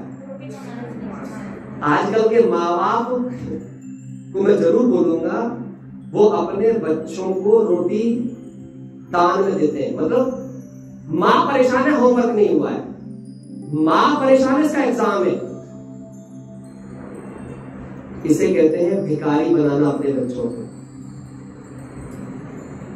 बच्चे को आप एक साल फेल हो जाने दो, चलेगा चलेगा। एक साल का वो दर्द झेल लो, ध्यान दो, चीजें करो, पढ़ाओ लिखाओ, मैं मना नहीं करता सच्ची करने के लिए, लेकिन काम उसको करने दो। हम कोई भी चोरी मत सिखाओ उसको, लाओ तेरा होमवर्क मैं कर देती हूँ, तेरा ये चीज मैं ठीक कर देती हूँ। अभी आजकल ऑनलाइन पेपर चल रहे हैं, बहुत सारे माँ बाप गलती कर रहे होंगे, वो अपने बच्चों को चोरी करने दे रहे होंगे, और दैट इज वेरी रॉन्ग। अगर आपका बच्चा कायदा ये सारे काम छोड़ दो, खाना बनना है, नहीं बने ना बने, हाँ खड़े हो जाओ टीचर बन के, नकल नहीं कर सकते तो अगर घर में भी पढ़ा रहे हो तो खड़े हो जाओ उनके सर पे, नहीं कुछ नहीं, चीटिंग करके एग्जाम नहीं, एग्जाम तुम ऑनेस्टी से ही दोगे। वो माँ बाप अपने बच्चे का चरित्र बिल्ड कर पाएंगे। बच्चा डिसिप्लिन नहीं हो सकता है, माँ बाप को फोर्सफुली डिसिप्लिन करना पड़ेगा। पहले केस में हमेशा याद रखना, अनुशासन पहली बार कठोरता से लाया जाता है, फिर वो नेचुरल बनता है। मेरी बात थोड़ी बुरी तो नहीं लग रही आप? ठीक लग रही? अच्छी लग रही? इसको समझना है। तो अगर हमारे पास में स्पिरिचुअल अर्थात वैल्यूज, ठीक है, हमारे पास हो और माइंड हमारा ताकतवर हो, जैसे शरीर की जो एक्सरसाइज होती है, वो जिम है, योगा है, साइकिलिंग है, ये सारी चीजें होती है, ऐसे ही आपके माइंड की एक्सरसाइज का नाम ही है राज योगा मेडिटेशन। केवल मेडिटेशन नहीं, आज ये भी समझ लीजिए आप, मेडिटेशन बहुत तरह के होते हैं मार्केट में। वो जितने भी मेडिटेशन होते हैं उन्हें हम कहते हैं relaxation techniques, they are not meditation. Meditation का मतलब होता है connection, connection with the ultimate. लिख लो आप सब बड़ा बड़ा, मेडिटेशन का उद्देश्य भी लिख लो आप आज। मेडिटेशन का एक ही उद्देश्य है, अपने विचारों का शुद्धिकरण, purification of thought and empowering your thought, decluttering. The only meaning, अगर मेडिटेशन से आपके विचारों में शुद्धि नहीं आ रही है और आपके विचारों में शक्ति नहीं आ रही है, आप में सेल्फ कंट्रोल नहीं आ रहा है, मेडिटेशन नहीं हो रहा है। आप बताइए, पानी पीते हैं तो आपकी प्यास बुझती है नहीं बुझती? जब आप पानी पीते हो तो प्यास बुझ जाती है ना। खाना खाते हो तो भूख मिट जाती है ना। अभी गर्मी लग रही है, एसी चलाते हो तो ठंडक मिल जाती है ना। तो अगर मैं मेडिटेशन कर रही हूं और मेरे विचार शुद्ध और शक्तिशाली नहीं बन रहे हैं तो फिर मेडिटेशन हो रहा है? अगर टेक्निक राइट होगी तो रिजल्ट मिलेगा या नहीं मिलेगा? जैसे पानी पीने से प्यास बुझती है, खाना खाने से भूख मिटती है, उसी प्रकार से मेडिटेशन करने से मन शक्तिशाली बनता है, बुद्धि प्योरीफाई होती है, कंसंट्रेशन हाईएस्ट होती है, डेडिकेशन, डिसिप्लिन, डिटर्मिनेशन, फोकस सारे गुण बढ़ जाते हैं। राज योगा क्यों कहते हैं हम इस मेडिटेशन को? राज योगा इसलिए कहते हैं कि द बेस्ट राज्य क्या चीज होता है? मैं अगर बात करूं, सबसे बड़ी किंगडम किसके ऊपर होती है? खुद पर राज्य करना। Self control is the biggest kingdom. अगर अपने आप के ऊपर आप राज करते हो, माना आपका मन आपका ऑर्डर माने, आपकी आंखें आपका ऑर्डर माने। अभी हम क्या बोलते हैं, मैं सोचना नहीं चाहती थी पर मैंने सोच लिया, मैं सुनना नहीं चाहती थी पर मैंने सुन लिया, मैं देखना नहीं चाहती थी पर देख लिया। अच्छा, अब एक बात है ना, हम क्या क्या बोलते हैं, बड़ा मजा वाली बात है। लोग बोलेंगे मैं ना खाना नहीं चाहती पर मैंने खा लिया, मैं बोलना चाहती पर मेरे मुंह से निकल गया। अरे तुम तुम्हारे कंट्रोल में नहीं हो। और फिर वही माँ अपने बच्चे से कह रही होगी तेरे को ये करना चाहिए। सेल्फ पे कंट्रोल नहीं है, दूसरे पर कंट्रोल करने को तैयार है। आप बताओ, जब आपका माइंड आपकी बात नहीं सुन रहा है तो क्या दूसरे का माइंड आपकी बात सुन सकता है? ये कोई लॉजिक बनता है? एक बात और लिख लो आप, दो चीज आप कभी ठीक नहीं कर सकते। दो चीजें, एक आप अपने पास्ट को कभी करेक्ट नहीं कर सकते। पास्ट नेवर बी करेक्टेड, कभी भी ठीक नहीं किया सकता अपना पास्ट। भूल जाए आप इस बात को। ये जो लोग लगे रहते हैं पास्ट के चिंतन पे, पास्ट को लेकर पश्चाताप, दुख, चिंता सब करते रहते हैं, तो पहली बात तो आज इस बात को निकाल के फेंक दो। आप अपने पास्ट में की गई किसी गलती को आप सुधार नहीं सकते उस पर्टिकुलर मोमेंट में। दूसरा, नेवर कंट्रोल अदर्स, आप कभी किसी को कंट्रोल भी नहीं कर सकते। अगर आप ये दोनों, नेवर कंट्रोल अदर्स, आप दूसरों को कभी कंट्रोल नहीं कर सकते, इसलिए ये भी आप कोशिश ना करें। ये दोनों कोशिशें आपको सिर्फ टेंशन देंगी। आप चेक कर लो, अगर आप पास्ट की बातों को सोचते रहेंगे, ऐसा कर लेती तो ऐसा हो जाता, वैसा कर लेती तो वैसा हो जाता, अब कुछ नहीं होना। जो होना था वो हो चुका है, अब आगे क्या कर सकती हूँ ये सीखना है। अच्छा, फिर पास्ट किस लिए होता है? किस लिए होता है पास्ट? कौन बताएगा? Only for learning, only for learning. Past से सिर्फ लर्न कर सकते हो, प्रेजेंट में अप्लाई कर सकते हो और फ्यूचर बना सकते हो। मेरी बात समझ आ रही है? तो इसके लिए क्या चीज सबसे ज्यादा इंपॉर्टेंट हुई अब आपके पास में? माइंड और वैल्यूज। तो राजयोग का मेडिसिन यही करता है। राजयोग आपको क्या करेगा? आंखें वही देखेंगी आज के बाद जो उनको देखना चाहिए, कान वही सुनेंगे जो उन्हें सुनना चाहिए, मुंह वही बोलेगा जो उसे बोलना चाहिए, पैर वहीं जाएंगे जहां उनको जाना चाहिए। तो अगर ऐसा मेडिटेशन मिल जाए तो कैसा रहेगा आप सबके लिए? बढ़िया रहेगा। अगर ऐसा हो जाए तो आप बताओ आपकी लाइफ में कोई असफलता बचेगी? अगर मेरा माइंड मेरे कंट्रोल में आ जाए। चाणक्य को नाम सुना है? सबने चाणक्य का नाम सुना है? जब चाणक्य चंद्रगुप्त को टीच कर रहे हैं तो एक बड़ी अच्छी बात बोलते हैं जो मैं सब बच्चों को सुनाता हूँ और मुझे बड़ी पसंद है, शुरू से मैं इसको फॉलो। चाणक्य मेरा फेवरेट गुरु है एक तरह से, है ना। मैं उसे अगर सबसे ज्यादा किसी को फॉलो करता हूँ लाइफ के प्रिंसिपल्स के मामले में, तो Chanakya is the best teacher ever. उससे अच्छा कोई टीचर हुआ नहीं आज तक सैद्धांतिक वैल्यू सिखाने के लिए। चाणक्य ने एक बहुत अच्छी बात बोली है, अगर आप महान बनना चाहते हो अपने जीवन में, कुछ बड़ा करना चाहते हो, तो आपको वज्र सी स्नायु वाला व्यक्ति होना चाहिए। वज्र स्नायु का मतलब क्या होता है? आपकी जो है ना बैक है, जो आपकी बैकबोन है, वो पत्थर जैसी सॉलिड होनी चाहिए, पत्थर जैसी सॉलिड, है ना। वो तो कहने का अर्थ क्या है? तो बोला कि वज्र सी स्नायु वाला व्यक्ति किसको कहते हैं? मजबूत रीढ़ की हड्डी वाला व्यक्ति किसको कहते हैं? मजबूत रीढ़ की हड्डी वाला कौन होता है? जिसका मन उसकी आज्ञा से चले, ना कि वो अपने मन की आज्ञा से चले।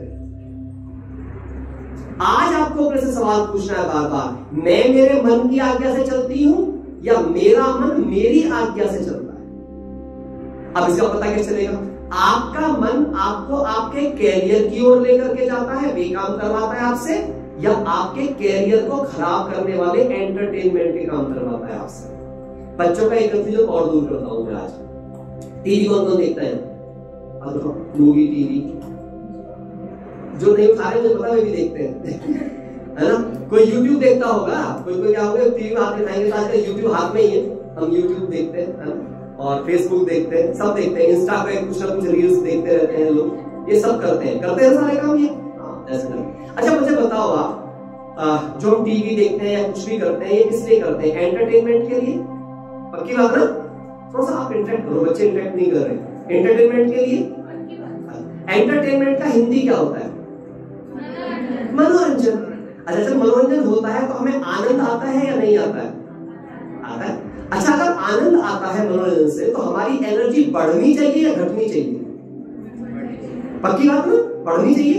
अच्छा, किस किस की आज तक टीवी देखकर एनर्जी बढ़ी है? ये सारे काम करके आपकी एनर्जी बढ़ी और आपने फिर 4 घंटे पढ़ाई करी टीवी देख के? आपकी मम्मी है यहाँ पे? 3 घंटे पढ़ाई करी थी। कितने घंटे टीवी देख के? 1 घंटे टीवी देख, 3 घंटे तो पढ़ाई करी थी कॉन्सेंट्रेट। ये आपके मम्मी पापा बताएंगे अच्छे से कॉन्सेंट्रेट पढ़ाई का मतलब क्या होता है। हाँ गुड, कोई बात नहीं, अच्छी बात है, क्लैपिंग करो उसके लिए, है ना, बहुत अच्छी चीज है, गुड। ऐसा मेंटेन करके रखना लेंगे। अभी मैं आपको क्या बताता हूँ, ध्यान से समझो। अगर आप टीवी देखते हो तो आप थक जाते हो। क्यों थक जाते हो, मैं आपको रीजन दूंगा लॉजिक के साथ में, जो समझना बहुत जरूरी है सारे बच्चों को। आप सारे बच्चे एक बात जानते हैं ना कि हम सब जो कुछ भी पढ़ते हैं वो हमारी मेमोरी में स्टोर होता है। सारे बच्चे बताइए, जो भी हम पढ़ाई करते हैं कहाँ स्टोर होता है हमारी? पक्की बात है ना? अच्छा आप ये बताइए,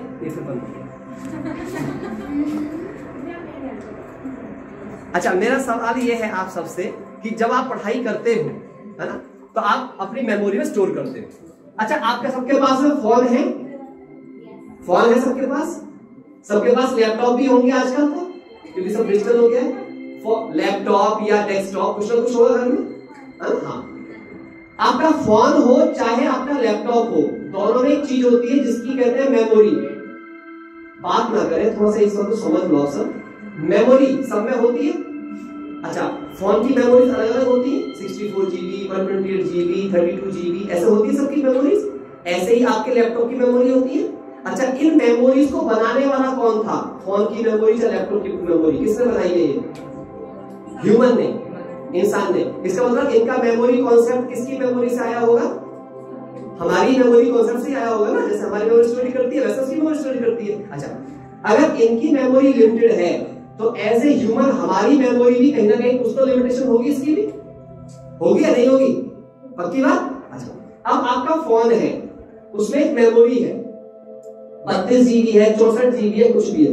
अगर आपने उसमें वेस्ट फाइल ज्यादा रिकॉर्ड कर दी, डाउनलोड कर दी, तो फोन स्लो हो जाएगा, हो जाता?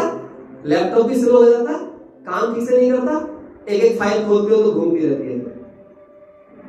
कभी करके देखा होगा, फोन स्लो जाता है, फोन मिलाओ तो कभी अटक ही जाता है, हैंग हो जाता है।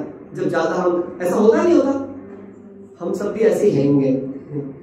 हमने अपनी मेमोरी ऐसी फुल कर रखी है और हम हैंग ही रहते हैं। कोई हमको कुछ बोलता है तो हम इरिटेट हो जाते हैं, कोई हमको कुछ बोलता है तो हम गुस्से में आ जाते हैं, हम चिल्लाते हैं, चिंता करते हैं, रोने लग जाते हैं। ये सब हैंग के लक्षण हैं। जैसे फोन जब या वो हैंग होता है तो वो काम करना बंद कर देता है, ऐसे जब हमारी खोपड़ी हैंग हो जाती है तो हमें भी कुछ समझ, जितने कंफ्यूज होते हैं, मेरे को समझ नहीं आ रहा मैं क्या करूं, हैंग हो गया तुम्हारा कंप्यूटर, कुछ मेमोरी से डिलीट मारो पहले, है ना। So Rajyoga meditation help to delete the unwanted material. Understand करो इस बात को। आप एक बात सोचो, लेट्स से ये आपका मेमोरी स्पेस है, अगर आप इसमें वेस्ट फाइल ज्यादा भर दोगे, अब आप पता क्या होता है, एंटरटेनमेंट भर देते हो आप 30 GB में और पढ़ाई भरते हो 2 GB में। अब ये 2 GB वाली पढ़ाई जो होती है ये 30 GB के एंटरटेनमेंट के बीच में कहीं खो जाती है ना। अभी जब हम एग्जाम देने जाते हैं तो सोचते हैं अच्छा क्या था वो, कहाँ चला गया। अब वो तो मूवी का गाने के बीच में खो गया, एक गाना आया उसके बीच में कुछ थोड़ी सी मेमोरी आ रही है, अच्छा फॉर्मूला ये वाला था, फिर बाकी कहीं और गायब हो गया। जो ये पढ़ाई थी ये इस क्लटर के बीच में आधी यहाँ आधी वहां भटक गई। अब क्योंकि ये पढ़ाई पढ़ी गई थी लिंक में, पर बीच में एंटरटेनमेंट आ गया, तो उस एंटरटेनमेंट के ब्रिज ने यहाँ की पढ़ाई यहाँ अटका दी, यहाँ की यहाँ अटका दी। अब ये बीच में आपस में मिल नहीं पा रही है, कनेक्शन नहीं जुड़ पा रहा है, जिसकी वजह से पूरा क्वेश्चन सॉल्व नहीं हो पा रहा है। पढ़ाई तो वहां पर है,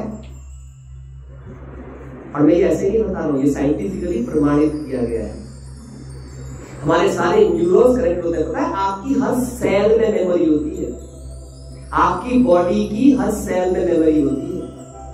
तभी तो आप देखो आपकी जीभ, आप कभी खाना आपने कोई बहुत पहले कुछ टेस्ट करी हो, फिर अचानक से कोई चीज आए एकदम से, जैसे ही आप खाते हो याद आते हो, तो क्या हुआ, आपकी टेस्ट की ग्लैंड्स ने मेमोरी में तुरंत यहाँ टच आपने यहाँ पे किया, तो यहाँ की सेल से वो मेमोरी थी वो जाके ब्रेन की सेल से कनेक्ट हो गई और उसने आपको याद दिला दिया। तभी आपने देखा होगा जब आप क्वेश्चन भी पढ़ते हो, कभी कभी होता है क्वेश्चन याद नहीं आता, कोई बोलता है पर एक बात बता दो मुझे याद आ जाएगा, बस पहला शुरुआत याद नहीं आ रहा, ऐसा हुआ सबके साथ पढ़ाई में, बस पहला सब बता दो फिर याद आएगा। क्यों? क्योंकि वो खो गया है, वो एंटरटेनमेंट में खो गया है वो सब। जैसे वो सब बताया जाता है फिर तो खट सब याद आ जाता है ना। सो ये इंपॉर्टेंट है। अब आपको अच्छा अब एक बात करो आपको, अब आप अपनी फाइल खाली कर दो, मतलब क्या करो, अपनी मेमोरी से ये एंटरटेनमेंट नाम का कीड़ा निकाल दो यहाँ पे। और अब क्या रहेगा यहाँ पे, अब 2 GB की पढ़ाई है, अब आपका जो हेड है वो ढंग से काम करेगा, क्योंकि अब तो ये सारे हैं ढूंढ ही लोग चाहिए सामने रखा है। अच्छा, जब आप बहुत चीज सुनते हो करते हो तो क्या होता है, मेरी बात लास्ट बात पर मैं बता रहा हूं, समझो थोड़ा ध्यान से। जब ये सारी चीजों के बीच में ये बिल्कुल ऐसी हालत होती है जैसे आपके घर में एक स्टोर रूम है और उस स्टोर रूम में बहुत कचरा भरा पड़ा है, लेकिन उसी में आपने काम की चीज भी डाल दी थी। कभी होता है किसी के साथ ऐसा, कभी कभी काम की फाइल रद्दियों में मिलती है, ऐसा होता है ना? तो ऐसा ही हमारे सबके साथ होता है कि हम अपनी माइंड में रद्दी से भर देते हैं और उस रद्दी के बीच में कुछ काम की फाइल रख देते हैं। इसीलिए पढ़ाई में बच्चे अच्छा नहीं कर पाते। सो राजयोग का मेडिटेशन आपकी 2 चीजों को एम्पावर करेगा। पहली चीज, आपको इन वैल्यूज को कैसे आप अपनाएं ये सिखाएगा, कैसे एक एक वैल्यू आपके जीवन का हिस्सा बनेगी। पता लगेगा, वैल्यूज केवल सुनने से जीवन का हिस्सा नहीं बनती हैं, वैल्यूज की प्रॉपर ट्रेनिंग होती है। आप में से 7 डेज कोर्स किसी ने किया है यहाँ पर ब्रह्मा कुमारी का 7 डेज मेडिटेशन कोर्स? वो 10 फैंटास्टिक, बहुत ही बढ़िया। तो आप सबके लिए एक अच्छी सूचना है, कल मैं एक कोर्स करा रहा हूं, एक वर्कशॉप करने जा रहा हूं, संस्कार परिवर्तन वर्कशॉप, जो जूम पर रहेगा 11 बजे से लेकर 1:30 बजे के बीच में। जिनको लिंक चाहिए बता देंगे, मानवी भेज देगी, मानवी को मैं लिंक भेज चुका हूं। वो लिंक आपको रजिस्ट्रेशन करना पड़ेगा, लेकिन पहले उसके अंदर उसका रजिस्ट्रेशन है, और वही लोग अटेंड करें जो जूम पर फुल टाइम कैमरा ऑन करके बैठ सकें, अदरवाइज वी विल रिमूव। हम ऐसे किसी को भी अलाउ नहीं करेंगे उसमें जो कि वीडियो ऑन करके ना बैठे, डायरी पेन के साथ ना बैठे, प्रॉपर। और 7 डेज कोर्स करा हुआ में जरूरी होना चाहिए, लेकिन ऐसी ऐसी टेक्निक सीखेंगे आप उससे, कैसे आप अपनी हर आदत को बदल सकते हैं, कैसे आप अपने संस्कारों को बदल सकते हैं, कैसे आप अपने पर्सनैलिटी ट्रेट्स को बदल सकते हैं, कैसे माइंड की काउंसलिंग की जाती है। तो ये कल है 11 बजे से 1:30 बजे के बीच में, ज्यादा वीडियो में करने के। तो ये राजयोग का मेडिटेशन से हमने सीखा क्या, कैसे हम अपनी वैल्यूज को बढ़ाएं, और दूसरा आप क्या सीखेंगे, लास्ट चीज बता के खत्म कर रहा हूं, कि अपने माइंड को आप ताकतवर कैसे बनाएं। बस इस साइकिल के साथ अपनी टॉक को मैं खत्म करूंगा यहाँ पर। कैसे माइंड को ताकतवर बनाएंगे, तो मेरा एक सवाल है आप सबसे, शरीर को ताकतवर बनाने के लिए क्या क्या चाहिए? न्यूट्रिशन चाहिए, एक्सरसाइज चाहिए, प्रॉपर नींद चाहिए, अच्छी सोच चाहिए, हाँ या ना? पक्की बात, ये 4 पिलर होते हैं अपनी फिजिकल हेल्थ को अच्छा करने के लिए, सभी को चाहिए ये। अगर आपको अच्छी नींद ना मिले तो कभी आपकी हेल्थ अच्छी रहेगी? अगर आप अच्छी सोच न रखते हो, नेगेटिव सोचते हो, कभी हेल्थ अच्छी रहेगी? अगर आप खाना टेस्टी ज्यादा खाते हो, तला हुआ, भुना हुआ, इस तरह खाना खाते हो, फास्ट फूड, आप पता है एक पिज्जा, एक बर्गर एक इंसान की 7 दिन की जिंदगी खत्म कर देता है। एक कोल्ड ड्रिंक 15 दिन के विटामिन मिनरल जला देता है। एक समोसे में 620 कैलोरी पाई जाती है। आप एक आलू खाते हो 60 कैलोरी मिलती है, उसी आलू की आप जब टिक्की बना देते हो 250 कैलोरी हो जाती है। एक चाय में 250 कैलोरी पाई जाती है, जो कैल्शियम के लिए सबसे बड़ा खतरा है। अगर आप चाय पीते हैं और खासकर खाली पेट पीते हैं, आप अपने कैल्शियम के दुश्मन हैं। और खासकर जिनकी उम्र 30 साल से ऊपर हो गई है, तो साथी बैठे 30 साल से ऊपर वालों में कैल्शियम बनता नहीं है, घटता जाता है।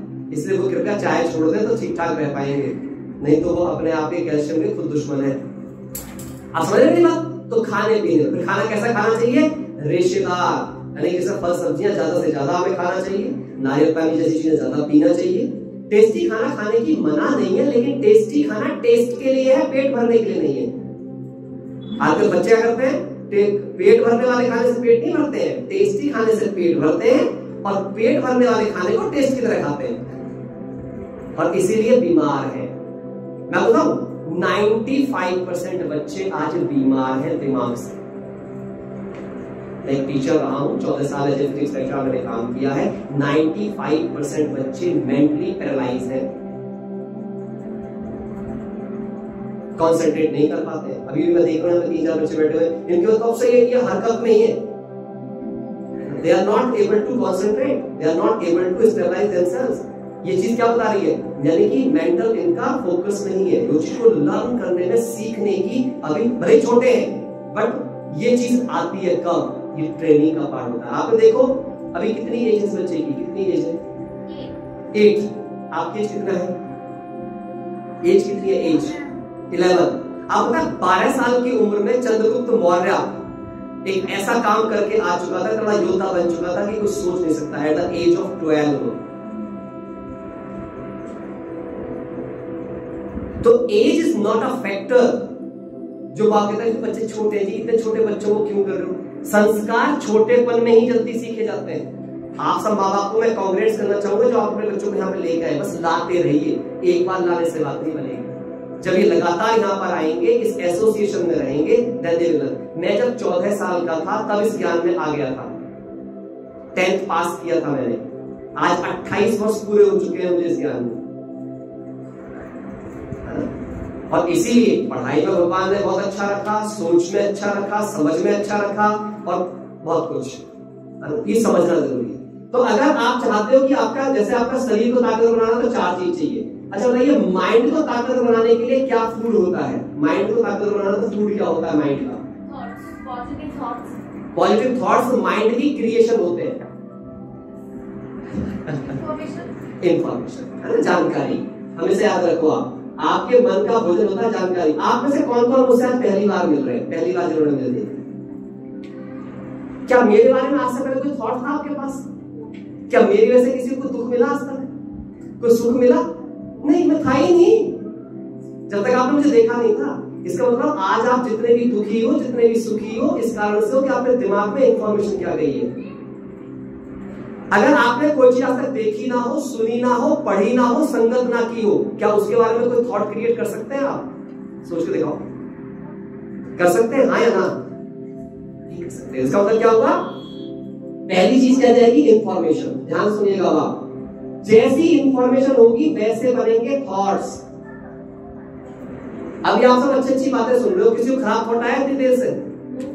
किसी को नेगेटिव आया हो, गुस्सा आ रहा हो, इरिटेट हो रहा हो? नहीं होता ना। अच्छी बातें सुनते हैं तो ऊर्जा आती है। तो जैसी इंफॉर्मेशन वैसा थॉट। अच्छा, क्या थॉट से कर्म होते हैं? नहीं, कुछ लोग सोचते हैं विचार ही कर्म बनते हैं। गलतफहमी है। 1 मिनट में हमें 25 से 30 थॉट आते हैं और दिन भर में 25 से 30,000। क्या हम अपने सभी विचारों को कर्म बना पाते हैं? नहीं। जिन विचारों को हम बार बार दिमाग में घुमाते हैं वे बन जाती हैं हमारी भावनाएं, इमोशंस। जैसे मैंने आपसे कहा तुम बहुत खराब आदमी हो, और मैंने तो एक ही बार कहा, आपने खुद से कितनी बार कहा? ऐसे कैसे खराब हो सकता हूँ? ये क्या बोल दिया? इन्हें क्या पता? ये मुझे जानते। तो बताइए, मैंने दुख दिया, आपने खुद को खुद दुख दिया? मैंने तो सिर्फ अपनी राय व्यक्त करी थी आपके बारे में, आपने उसे घुमा घुमा के क्या कर लिया? खुद को खुद ही हर्ट कर लिया। तो जिस विचार को आप बार बार रिपीट करते हो तो क्या बन जाता है? इमोशन। अच्छा, जैसे इमोशन होते हैं वैसे ही आपसे कर्म होते हैं, एक्शन। आप चेक कर लो, आप बहुत सुखी होंगे तो सुख वाले काम होंगे, आप खुश होंगे खुशी वाले काम होंगे, आप दुख होंगे दुख वाले काम होंगे। जैसी भावना वैसा कर्म, है ना? एक तो बच्चों को थोड़ा सा डिस्ट्रैक्शंस कम होते हैं, फोकस डिस्टर्ब होता है। तो हमें क्या समझना है यहाँ पे? जैसा भावना वैसा कर्म, जैसा इमोशन वैसा एक्शन। अच्छा, जैसा एक्शन, एक्शन को बार बार करने से क्या बन जाती है? आपकी हैबिट। अब घरों में हम क्या चेंज करने की कोशिश करते हैं? एक दूसरे की हैबिट। और प्रॉब्लम कहां पर है? बीज में, इंफॉर्मेशन। आप बताओ, बीज को मत बदलो, कभी फल बदलेगा? ये समझना इंपॉर्टेंट है। तो जैसी हैबिट, हैबिट से क्या बनता है इंसान का? बिहेवियर। जैसी आदतें वैसा व्यवहार, जैसा व्यवहार वैसा कैरेक्टर, जैसा कैरेक्टर वैसी पर्सनैलिटी, व्यक्तित्व, और जैसी पर्सनैलिटी वैसी डेस्टिनी, वैसा ही भाग्य। तो हम कहते हैं कर्म से भाग्य बनता है। कर्म से भाग्य नहीं बनता, आपकी जानकारियों से आपका भाग्य बनता है। इसीलिए आप देख रहे हो आज के एज को भी कहा जाता है इंफॉर्मेशन एज। अगर बताओ मैं अच्छा अच्छा देखूं, अच्छा अच्छा सुनूं, अच्छा अच्छा पढ़ूं, अच्छी संगत करूं, क्या विचार खराब आएंगे? अगर विचार खराब नहीं होंगे तो क्या मेरी भावनाएं खराब हो सकती हैं? अगर मेरे इमोशन खराब नहीं होंगे तो मेरा एक्शन खराब हो सकता है? एक्शन खराब नहीं होगा तो क्या मेरे फिर हैबिट्स खराब हो सकती है? क्या मेरा बिहेवियर खराब हो सकता है? Character, personality. तो जानकारी बदलो, भाग्य बदलो, यही मेरा मैसेज है आप सबको। ठीक है, तो अभी मैं आपको मेडिटेशन सिखाता हूँ सबको। आपको सिंपल काइंड मेडिटेशन सिखा रहा हूँ जो सारे बच्चे कर सकते हैं, सारे बड़े कर सकते हैं।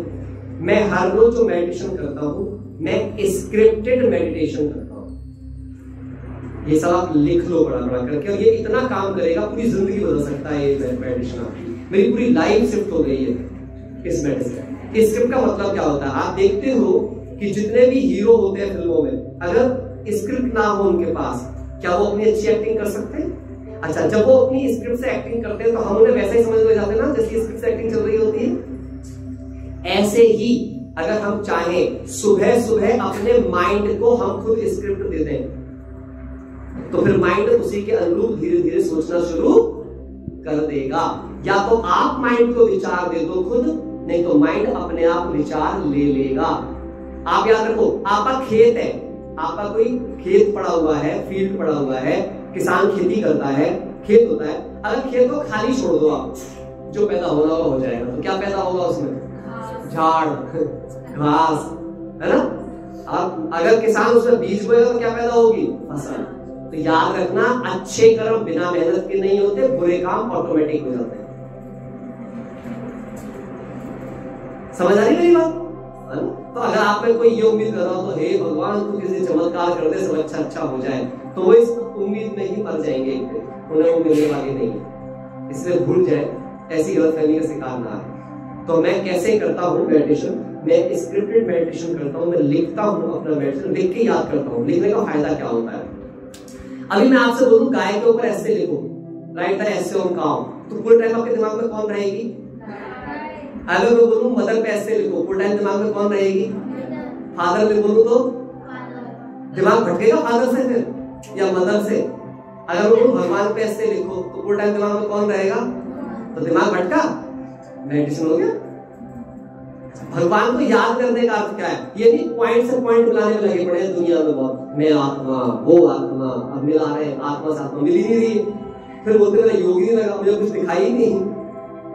परमात्मा को याद करने का अर्थ क्या है? परमात्मा के विषय में याद करना, उसकी महिमा। जैसे सोचो, अगर आप में से कोई जब अपने मम्मी पापा को याद करते हो, तो मम्मी पापा के फोटो को याद करते हो, मम्मी पापा की बातों को याद करते हो, उनके प्यार को याद करते हो। तो माँ बाप को मानने का अर्थ क्या होता है? उनकी फोटो पे पूजा करना नहीं होता है, उनकी बातें मानना, उनकी आज्ञा मानना, उनकी शिक्षाएं मानना, हाँ या ना? सिंपल।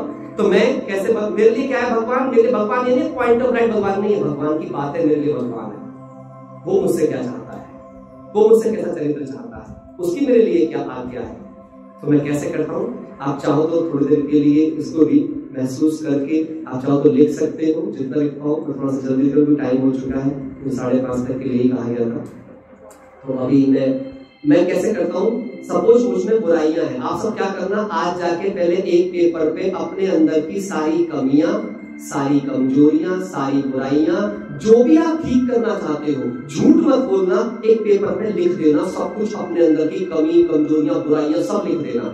लिख सकते हैं? वो पेपर आपको किसी को दिखाना नहीं है, वो आपके पास ही रहेगा। बाद में उसको जला देना, फाड़ के फेंक देना, कुछ भी कर देना, किसी को नहीं दिखाना, आपके पास है। परंतु सच्चाई से उसमें अपने दिल की हर वो बात लिख देना जो आप बदलना चाहते हो, जो आपकी जिंदगी में आपको आगे बढ़ने से रोक रही हो। और उसके बाद क्या करना?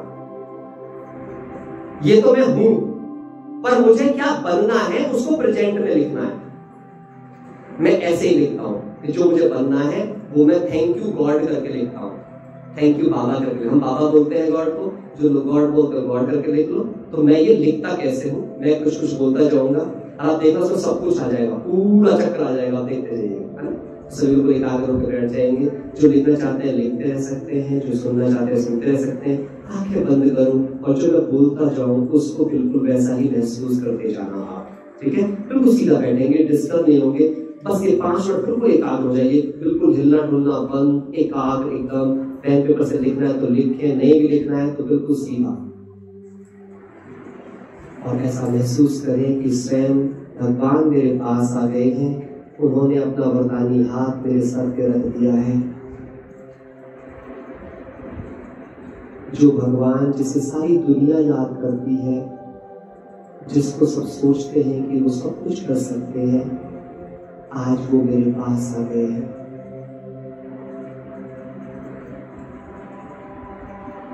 थैंक यू गॉड, आपने मुझे most active, most alert, most accurate, most disciplined, most determined, most dedicated, most focused, most creative. आप चाहे तो बोलते रह सकते हैं मेरे पीछे पीछे के शब्द, तो आपको और अच्छी फीलिंग आएगी।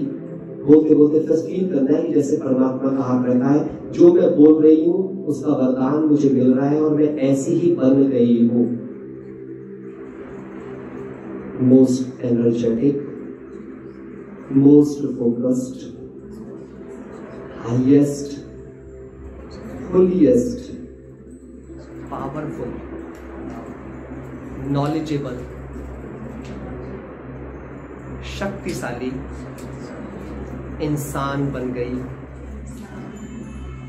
थैंक यू गॉड, आपने मुझे अच्छा स्वास्थ्य दिया है, मैं कंप्लीटली हेल्दी हूं, मेरा माइंड बहुत पावरफुल है, मैं रैशनली, इमोशनली, इंट्यूटिवली, स्पिरिचुअली संसार में सबसे ज्यादा इंटेलिजेंट हूं। इसीलिए मैं physically, mentally, emotionally, socially, financially, spiritually दुनिया भर में सबसे ज्यादा सफल हूं। Thank you God. सब मुझे प्यार करते हैं, मैं सबको प्यार करती हूँ। थैंक यू गॉड, मुझे संसार के सबसे अच्छे माता पिता आपने दिए, सबसे अच्छे भाई बहन दिए, सबसे अच्छे टीचर्स दिए, सबसे अच्छे देश में जन्म दिया, सबसे अच्छे घर में मुझे जन्म दिया। थैंक यू गॉड, आपके वरदान से, आपकी गाइडेंस से, आपकी ट्रेनिंग से मैं बहुत ही सुखी हूं, बहुत शांत हूं, बहुत खुश हूं। थैंक यू गॉड, आपने मुझे अपना मार्गदर्शन दिया है, अपनी पवित्र छत्र छाया दी है, जिसके कारण मैं जिस काम को भी हाथ में लेती हूँ मैं उसी काम में सफल हो जाती हूँ। मेरी सफलता आपके वरदानों से श्योर और सर्टेन है। थैंक यू गॉड, आप मेरे साथ हैं तो मेरे लिए सब कुछ पॉसिबल है। थैंक यू गॉड, आप मेरे दोस्त हैं, आप मेरे भाई हैं, आपने मुझे एक शानदार डेस्टिनी दी है। थैंक यू गॉड, मुझे जो भी चाहिए वो मुझे टाइम से पहले मिल जाता है। थैंक यू गॉड, आपने मेरा मन बहुत सुंदर बनाया है, आपने मुझे तन से, मन से, धन से, सभी से संपूर्ण बनाया है। थैंक यू गॉड, आपने मुझे नंबर 1 गुणवान, चरित्रवान, पवित्र, समझदार, निडर, साहसी, धैर्यवान, सुखदायी बनाया है। थैंक यू गॉड, जो भी मेरे संबंध में आता है वो खुश रहता है, मैं सबके साथ खुश रहती हूँ, मुझे सदा अच्छे काम करने में ही आनंद आता है, मैं जो भी करने का ठानती हूँ कर लेती हूँ। थैंक यू गॉड, आपने मुझे बहुत ही अनुशासित बनाया है, मुझे दृढ़ बनाया है, मुझे शानदार जीवन दिया है, मुझे सक्सेसफुल बनाया है, मुझे नॉलेजेबल बनाया है, मुझे पावरफुल बनाया है। थैंक यू गॉड, मुझे हेल्थ, वेल्थ, हैप्पीनेस देने के लिए। थैंक यू गॉड, आप मेरे साथ हो तो मुझे हर कार्य की समझ है, मुझे हर परिस्थिति में सही गाइडेंस मिलती है और इसीलिए मैं सदा विजय का अनुभव करती हूँ। ओम शांति, ओम शांति।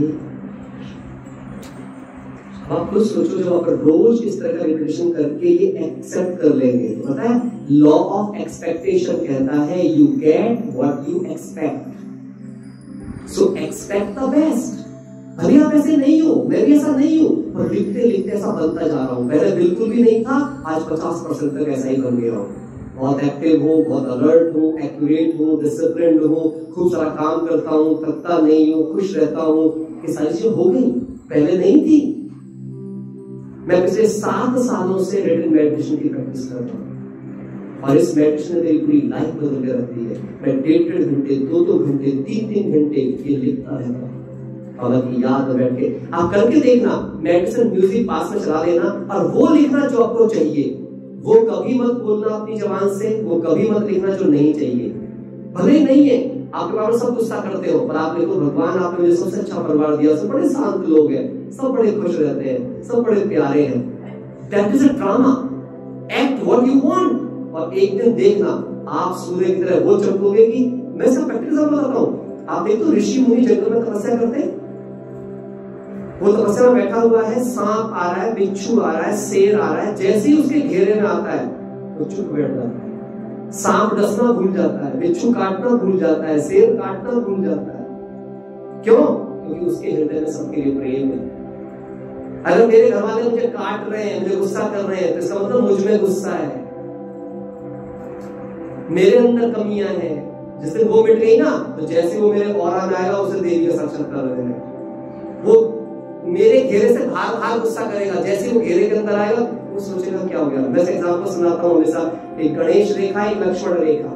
लक्ष्मण रेखा सीता को बचा नहीं पाई, लेकिन गणेश रेखा ने कैलाश को बचा दिया। लक्ष्मण रेखा जो थी, आपने देखा लक्ष्मण रेखा की फिर भी सीता चोरी हो गई ना। लोग सोचते हैं जी लक्ष्मण रेखा की वजह से चोरी हो, मतलब मर्यादा की लकीर लांग दी। मर्यादा की लकीर नहीं लांगी उसने, उसे रहम आ गया था कि कोई बाहर खड़ा हुआ है। सीधा चाहती थोड़ी थी रावण के साथ जाना। मर्यादा की लकीर तो कहते हो सीधा चाहती थी रावण के साथ जाना है, कहाँ मैं जंगल में फंस गई हूँ, अच्छा खासा रावण के साथ जाती हूँ, राज्य करूंगी, ऐसा थोड़ी चाहती थी वो, है ना। तो कैसे कह सकते हो कि मर्यादित नहीं थी? वो तो मर्यादित थी, लेकिन हाँ थोड़ी नासमझदार थी। तभी उसने हिरण के पीछे राम भेज दिया, फिर राम के पीछे भगवान के पीछे लक्ष्मण भेज दिया। तो ये थोड़ी नासमझी तो कह सकते हैं उसकी, लेकिन वो परंतु उस रेखा का लक्ष्य गलत था।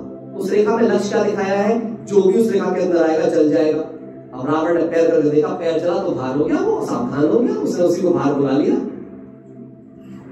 लेकिन गणेश जी को क्यों पूजा जाता है? गणेश जी ने एक रेखा कैलाश से चारों तरफ खींची जब राक्षसों ने आक्रमण कर दिया और गणेश जी को देवताओं की मदद के लिए जाना पड़ा और कैलाश पर शिव और पार्वती नहीं थे।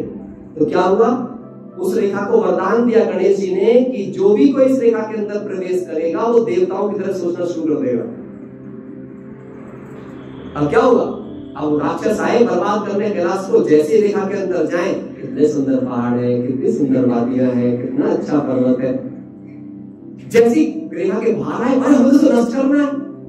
फिर रेखा के अंदर जाए तो फिर कितने सुंदर पहाड़ है, क्या चीज है। तो ना तो कैलाश नष्ट हुआ, राक्षसों का भी नाश हो गया, सांप भी मर गया और लाठी नहीं टूटी। इसीलिए गणेश को विघ्न विनाशक और विद्यापति कहा जाता है, और इसीलिए परमात्मा हमें श्री गणेश और श्री विद्यापति बनाने के लिए आए। तो ये चीजें हैं जिनको आप समझते हो तो आगे जाएंगे। ओम शांति।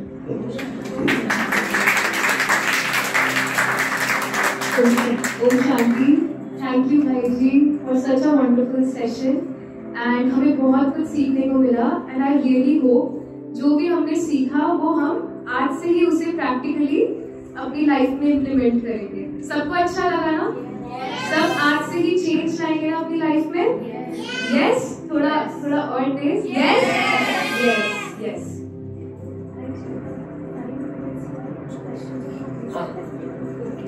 तो अभी 5 मिनट्स के लिए किसी के माइंड में भी कोई भी क्वेश्चन हो भाई जी के लिए, कोई भी डाउट हो, राइट, आप पूछ सकते हैं।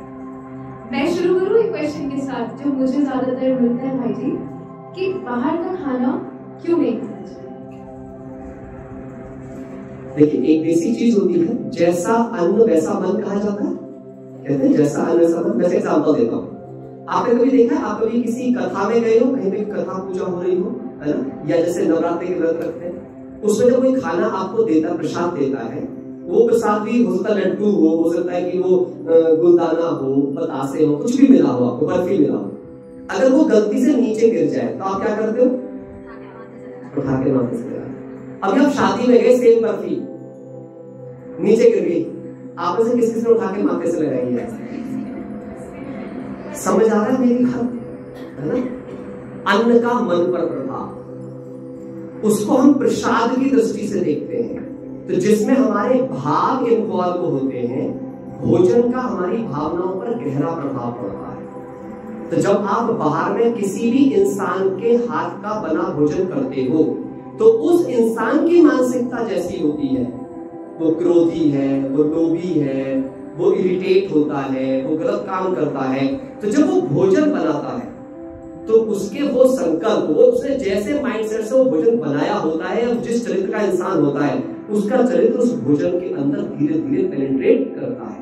इसीलिए आप सोचो, अन्न खाती बॉडी है और कहते हैं प्रभाव किस पे आएगा? सिद्धांत कहते हैं जैसा अन्न वैसा मन, क्योंकि अन्न वाइब्रेशन गेन करता है। तो अन्न के अंदर वो वाइब्रेशन चली जाती है जो वाइब्रेशन बनाने वाले इंसान की होती है। इसीलिए आपने देखा है प्रसाद में बनाए हुए अन्न को हम क्या कहते हैं, और उसको कुछ लोग ये सवाल पूछते हैं, इसमें लहसुन प्याज क्यों नहीं खाना चाहिए? ऐसा सवाल भी मन के अंदर आता है ना, लहसुन प्याज क्यों नहीं खाना चाहिए, या अंडे मांस क्यों नहीं खाना चाहिए? तो आपको बता दो, जो भी अन्न होता है उस अन्न की अपनी एक नेचर होती है, बेसिक नेचर होती है। जैसे लहसुन प्याज है, आपने देखा है लहसुन प्याज की जो नेचर होती है वो इग्नाइट नेचर होती है। कैसी होती है? इग्नाइट, है ना? एलर्जन नेचर होती है उसकी बेसिकली। आप देखो प्याज काटो तो आंखों से आंसू आ जाते हैं ना ऑटोमेटिकली, या बदबूदार नेचर होती है उनकी। आप देखो अगर आपने प्याज खाई है या आपने लहसुन खा लिया है तो आपने देखा होगा कि आपके मुंह से एक अलग तरह की स्मेल आती है, लोग मतलब उतना कंफर्टेबल नहीं होते जो नहीं खाते उस चीज में। तो जिनकी भी नेचर, जिन फूड की नेचर इग्नाइट करने वाली होती है या बदबू देने वाली होती है, वो आपके कैरेक्टर को भी इग्नाइट कर देती है। यानी आपके जो फिजिकल ऑर्गन्स होते हैं, फिर आपकी आंखें आपकी बात नहीं सुनती, आपके कान आपकी बात नहीं सुनते, आपके हाथ आपकी बात नहीं सुनते, क्योंकि आपके फिजिकल ऑर्गन्स उस तरह के खाने से इग्नाइट हो जाते हैं। इसलिए कहा जाता है ज्यादा मसाले वाली चीजें, ज्यादा मिर्च वाली चीजें, ज्यादा लहसुन प्याज वाली चीजें नहीं खाना चाहिए। मांस के बारे में खास बात क्या होती है कि मांस जब आप किसी जानवर को काटते हो तो उसकी मरते समय जो वाइब्रेशंस उसकी उस चीज में क्रिएट हो जाती हैं, जब आप उनको खाते हो तो दुख की वाइब्रेशंस होंगी जब वो मरा होगा, है ना? वो वाइब्रेशंस, दर्द की वाइब्रेशन, दुख की वाइब्रेशंस जब आपके अंदर जाएंगी तो आपकी नेचर में भी क्या पैदा होने वाला है? दुख, दर्द और वो पीड़ा पैदा होने वाली है। ठीक है? इसीलिए हमें ऐसे फूड नहीं खाने चाहिए जिन फूड की वाइब्रेशन इग्नाइट करने वाली हो या बदबू देने वाली हो या वो हमारे अंदर भारीपन लाने वाली हो। जितना भी नॉन वेज होता है उसके अंदर फैट कंटेंट इतना ज्यादा होता है जो आपकी बॉडी को लेथार्जिक और आलसी बनाता है। आप कभी भी देखिएगा, मैं एक न्यूट्रिशनिस्ट भी हूं, उस बताता हूं, जब आप फ्रूट इंटेक ज्यादा करते हो या आप वेजिटेबल इंटेक ज्यादा करते हो तो आपका पेट हमेशा अच्छा रहता है, मेटाबॉलिक रेट। और आयुर्वेदा कहता है जिनका पेट बहुत अच्छा रहता है उनका ब्रेन अच्छा काम करता है, उनके न्यूरॉन्स बहुत एक्टिव रहते हैं, क्योंकि टॉक्सिन्स बॉडी में नहीं होते, टॉक्सिसिटी बॉडी में नहीं होती, तो बॉडी लेथार्जिक नहीं होती। बॉडी लेथार्जिक नहीं होती तो एक्टिव स्टेट में होती है, और एक्टिव स्टेट में होती है तो वो अच्छे से काम करती है। इसीलिए भोजन ना तो बाहर का खाना चाहिए और ना ही इस तरह के इग्नाइट करने वाली चीजों खाना चाहिए। मैं आपको इसका असर अमेजिंग है। हमने जब से इसको करना स्टार्ट किया, मैं तो 14 साल की आयु से बाहर का नहीं खाता हूँ और कभी मुझे फीलिंग भी नहीं आई कि मैं बाहर का नहीं खाता हूँ, और मैंने इसका बहुत फर्क देखा है। शायद इसीलिए आज भगवान ने बहुत शुद्ध मन दिया है, बहुत शुद्ध हृदय दिया है, और हमेशा, है ना, मैं कभी भी भोजन का मन पर इतना गहरा प्रभाव है। मैं आपको बताऊं, मैं 11 दिन भी घर से बाहर रहता हूँ ना कभी, तब भी मैं बाहर की बनी कोई चीज नहीं खाता, चाहे मुझे फ्रूट खाने होंगे। अगर कभी गलती से मैंने यहां तक भी देखा है किसी के हाथ से कटे हुए फ्रूट मैंने खा लिए और मेडिटेशन की क्वालिटी को करते हैं। सोचो इतना फर्क होता है इस चीज से। तो कोशिश करिए, और वैसे भी स्वच्छता हाइजीन के हिसाब से भी सोचिए, अपने हाथों से करा हुआ खाएंगे तो अपनी वाइब्रेशन डालेंगे, अपनी खुशी डालेंगे। ठीक है? कोई सवाल किसी का है? हाँ कुछ जैसे इसमें बोला जाता है ना सिंपल रहो एंड यानी कि अट्रैक्टिवनेस नहीं दिखानी। अब जैसे मेरा है, मैं अपना पर्सनल बताती हूँ, मेरे को एक्टिंग, सिंगिंग जो जहाँ पे अट्रैक्टिवनेस है मेरे को उसमें अपना करियर बनाना है, पसंद है। ठीक है, अब वहाँ पे तो आपको अट्रैक्टिवनेस दिखानी है, बट मेरे साइड पे रहना कि मैं इससे भी जुड़े रहूँ। हाँ दोनों रह सकते हैं। दो बातों को समझ लो बस आपस। परमात्मा पिता ने अपनी वाणियों में सेंटेंस बोला है जो मुझे हमेशा से पसंद है, इसलिए मैं बोलता हूँ, यदि आप खुद को अट्रैक्टिव इसलिए दिखाते हो कि आपकी प्रोफेशनल डिमांड है तो वो पाप के खाते में नहीं जाता। लेकिन यदि आप अट्रैक्टिवनेस इसलिए दिखाते हो कि आपको अपनी वैल्यू डिग्रेड करनी है, आपको अपना कैरेक्टर गिराना है, आप अट्रैक्टिव इसलिए दिखना चाहते हो कि आप गलत रास्ते पे जाना चाहते हो, बेसिकली आप समझ सकते हैं इस चीज पर, रॉन्ग पाथ पकड़ना चाहते हैं, या हम सिर्फ इसलिए रहना चाहते हैं क्योंकि वो मेरे प्रोफेशन की डिमांड है। जैसे अब हमारे ज्ञान के अंदर बहुत सारे फिल्म एक्टर भी आए हुए हैं, ऐसा नहीं कि फिल्म एक्टर्स ज्ञान में नहीं आते, हम उनसे थोड़ी कहते हैं नहीं तो फिल्म की एक्टिंग करना तो अट्रैक्टिव फैशन मत करना या तो मेकअप मत करना, हम नहीं कह सकते उनको। लेकिन हमने उनको समझाया कि ज्ञान जो है वो इंटेंशन का है, प्रेजेंटेशन का नहीं है। ओके मनसा, अगर आपके मन में पवित्रता है लेकिन आप कपड़े को इसलिए पहन रहे हो ताकि आप अपने प्रोफेशन को परफॉर्म कर सको। जैसे मैं अपने बिजनेस में जाता हूँ, अब मैं वैसे ये ड्रेसेस ज्यादातर पहनता हूँ, सादा पहनता हूँ, लेकिन मैं बिजनेस में जाता हूँ तो मैं कोट भी पहनता हूँ, टाई भी लगाता हूँ और अच्छे जूते भी पहनता हूँ, सारी चीजें बिल्कुल एकदम प्रोफेशनल देखूंगा, शार्प देखूंगा। क्यों? वो मेरे प्रोफेशन की डिमांड है। लेकिन मैं जब वो पहनता हूँ तो मैं अंदर में ये नहीं सोचता आज मैं कैसा लग रहा हूँ, मैं अट्रैक्टिव लग रहा हूँ क्या, मैं स्मार्ट लग रहा हूँ क्या, ये नहीं लाता मैं अपनी सोच। वैसे कह लाता हूँ कि यस ये डिमांड है, ये मेरे को पहनना है, दैट्स ओके। तो आपको अपनी सोच को और अपने प्रेजेंटेशन को कैटेगराइज करना पड़ेगा, फिर कोई प्रॉब्लम नहीं है। लेकिन अगर आपका प्रेजेंटेशन आपकी सोच में चला गया तो आपके चरित्र को नष्ट कर देगा। इसलिए कहा जाता है कि जो एक्टिंग की दुनिया है, जो प्रेजेंटेशन दुनिया है, वो दुनिया में संभल के रह पाना बहुत आसान नहीं होता। परंतु अगर आप यहाँ पे आते रहोगे और इन सिद्धांतों को दिल से अपनाते रहोगे तो आप कीचड़ में कमल की तरह रहोगे। कीचड़ तो होगी लेकिन उसमें आप कमल की तरह खिलते रहोगे, कीचड़ का प्रभाव आप पर नहीं आएगा। ठीक है? तो कोई भी, मैं किसी प्रोफेशन गलत नहीं मानता, ना एक्टिंग ना सिंगिंग ना किसी। सवाल ये है यहाँ क्या चल रहा है, मेरे कैरेक्टर पे कितना ध्यान है। मैं कभी भी कोई ऐसा काम नहीं करूंगा जो मेरे चरित्र को नष्ट कर दे, चाहे मुझे काम छोड़ना पड़े, क्योंकि अंत में मैं किस रूप में याद रखा जाऊंगा। आपने जितने पर्सनैलिटी के नाम लिखे उन्हें आपने क्यों नाम लिखा, उनकी वैल्यू के कारण या उनके अमीरियत है उसके कारण से, उनकी वैल्यू के कारण से। याद रखना कभी कोई आपकी वैल्यू न छीन ले बस आपसे। कोई भी काम आपसे बड़ा नहीं होना चाहिए, काम को आपकी वजह से पहचान मिलनी चाहिए। जैसे आज हम माइक्रोसॉफ्ट की बात करते हैं तो माइक्रोसॉफ्ट को पहचान मिली किसकी वजह से? बिल गेट्स की वजह से। आईफोन को पहचान मिली किसकी वजह से? स्टीव जॉब्स की वजह से। काम को मेरे नाम से जाना जाना चाहिए, ना कि काम से मैं जाना जाना चाहिए। ये फर्क है बस, ये आप समझ जाओगे तो कोई दिक्कत नहीं। ठीक है, और कोई सवाल किसी का? ठीक है, चलिए बहुत बढ़िया। Okay, Om Shanti. So Bhaiji, on the behalf of Alpha Tooth Center, we thank you and we request you कि आप ऐसे ही आते रहिए और हमारे सेशंस कंडक्ट करते रहिए, है ना? यस, ताकि हम और ग्रो कर सके। और कल का जो हम करने जा रहे हैं उसमें कोशिश करो कि आप सब लोग रजिस्ट्रेशन कर सकें। कल हम 11 बजे से 1:30 बजे के बीच संस्कार परिवर्तन वर्कशॉप कर रहे हैं। मैंने बोला जिसका भी 7 दिन का कोर्स हो चुका है वो उसमें रजिस्ट्रेशन कर सकता है। ओनली फॉर बीकेज ही है वो, नॉन बीके के लिए अलाउड नहीं है उसमें। इसलिए आप देखेंगे जब रजिस्ट्रेशन करेंगे तो उसमें ज्ञान की एज पूछी गई है, आप पूरी सुनते हैं नहीं सुनते हैं, कोर्स किया है नहीं किया, सारे क्वेश्चन उसके अंदर है।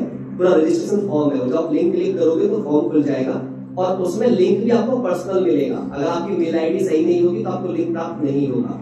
आपकी मेल आईडी पर लिंक आएगा, वही आप क्लिक करेंगे तभी आप कनेक्ट कर पाएंगे। और वीडियो ऑन करना कंपलसरी है, जो वीडियो ऑन नहीं कर सकता प्लीज डोंट रजिस्टर योरसेल्फ, आप रजिस्टर बिल्कुल ना करें, क्योंकि हमें डिसिप्लिन चाहिए। संस्कार परिवर्तन की बात कर रहे हैं, रेडियो नहीं चलेगा।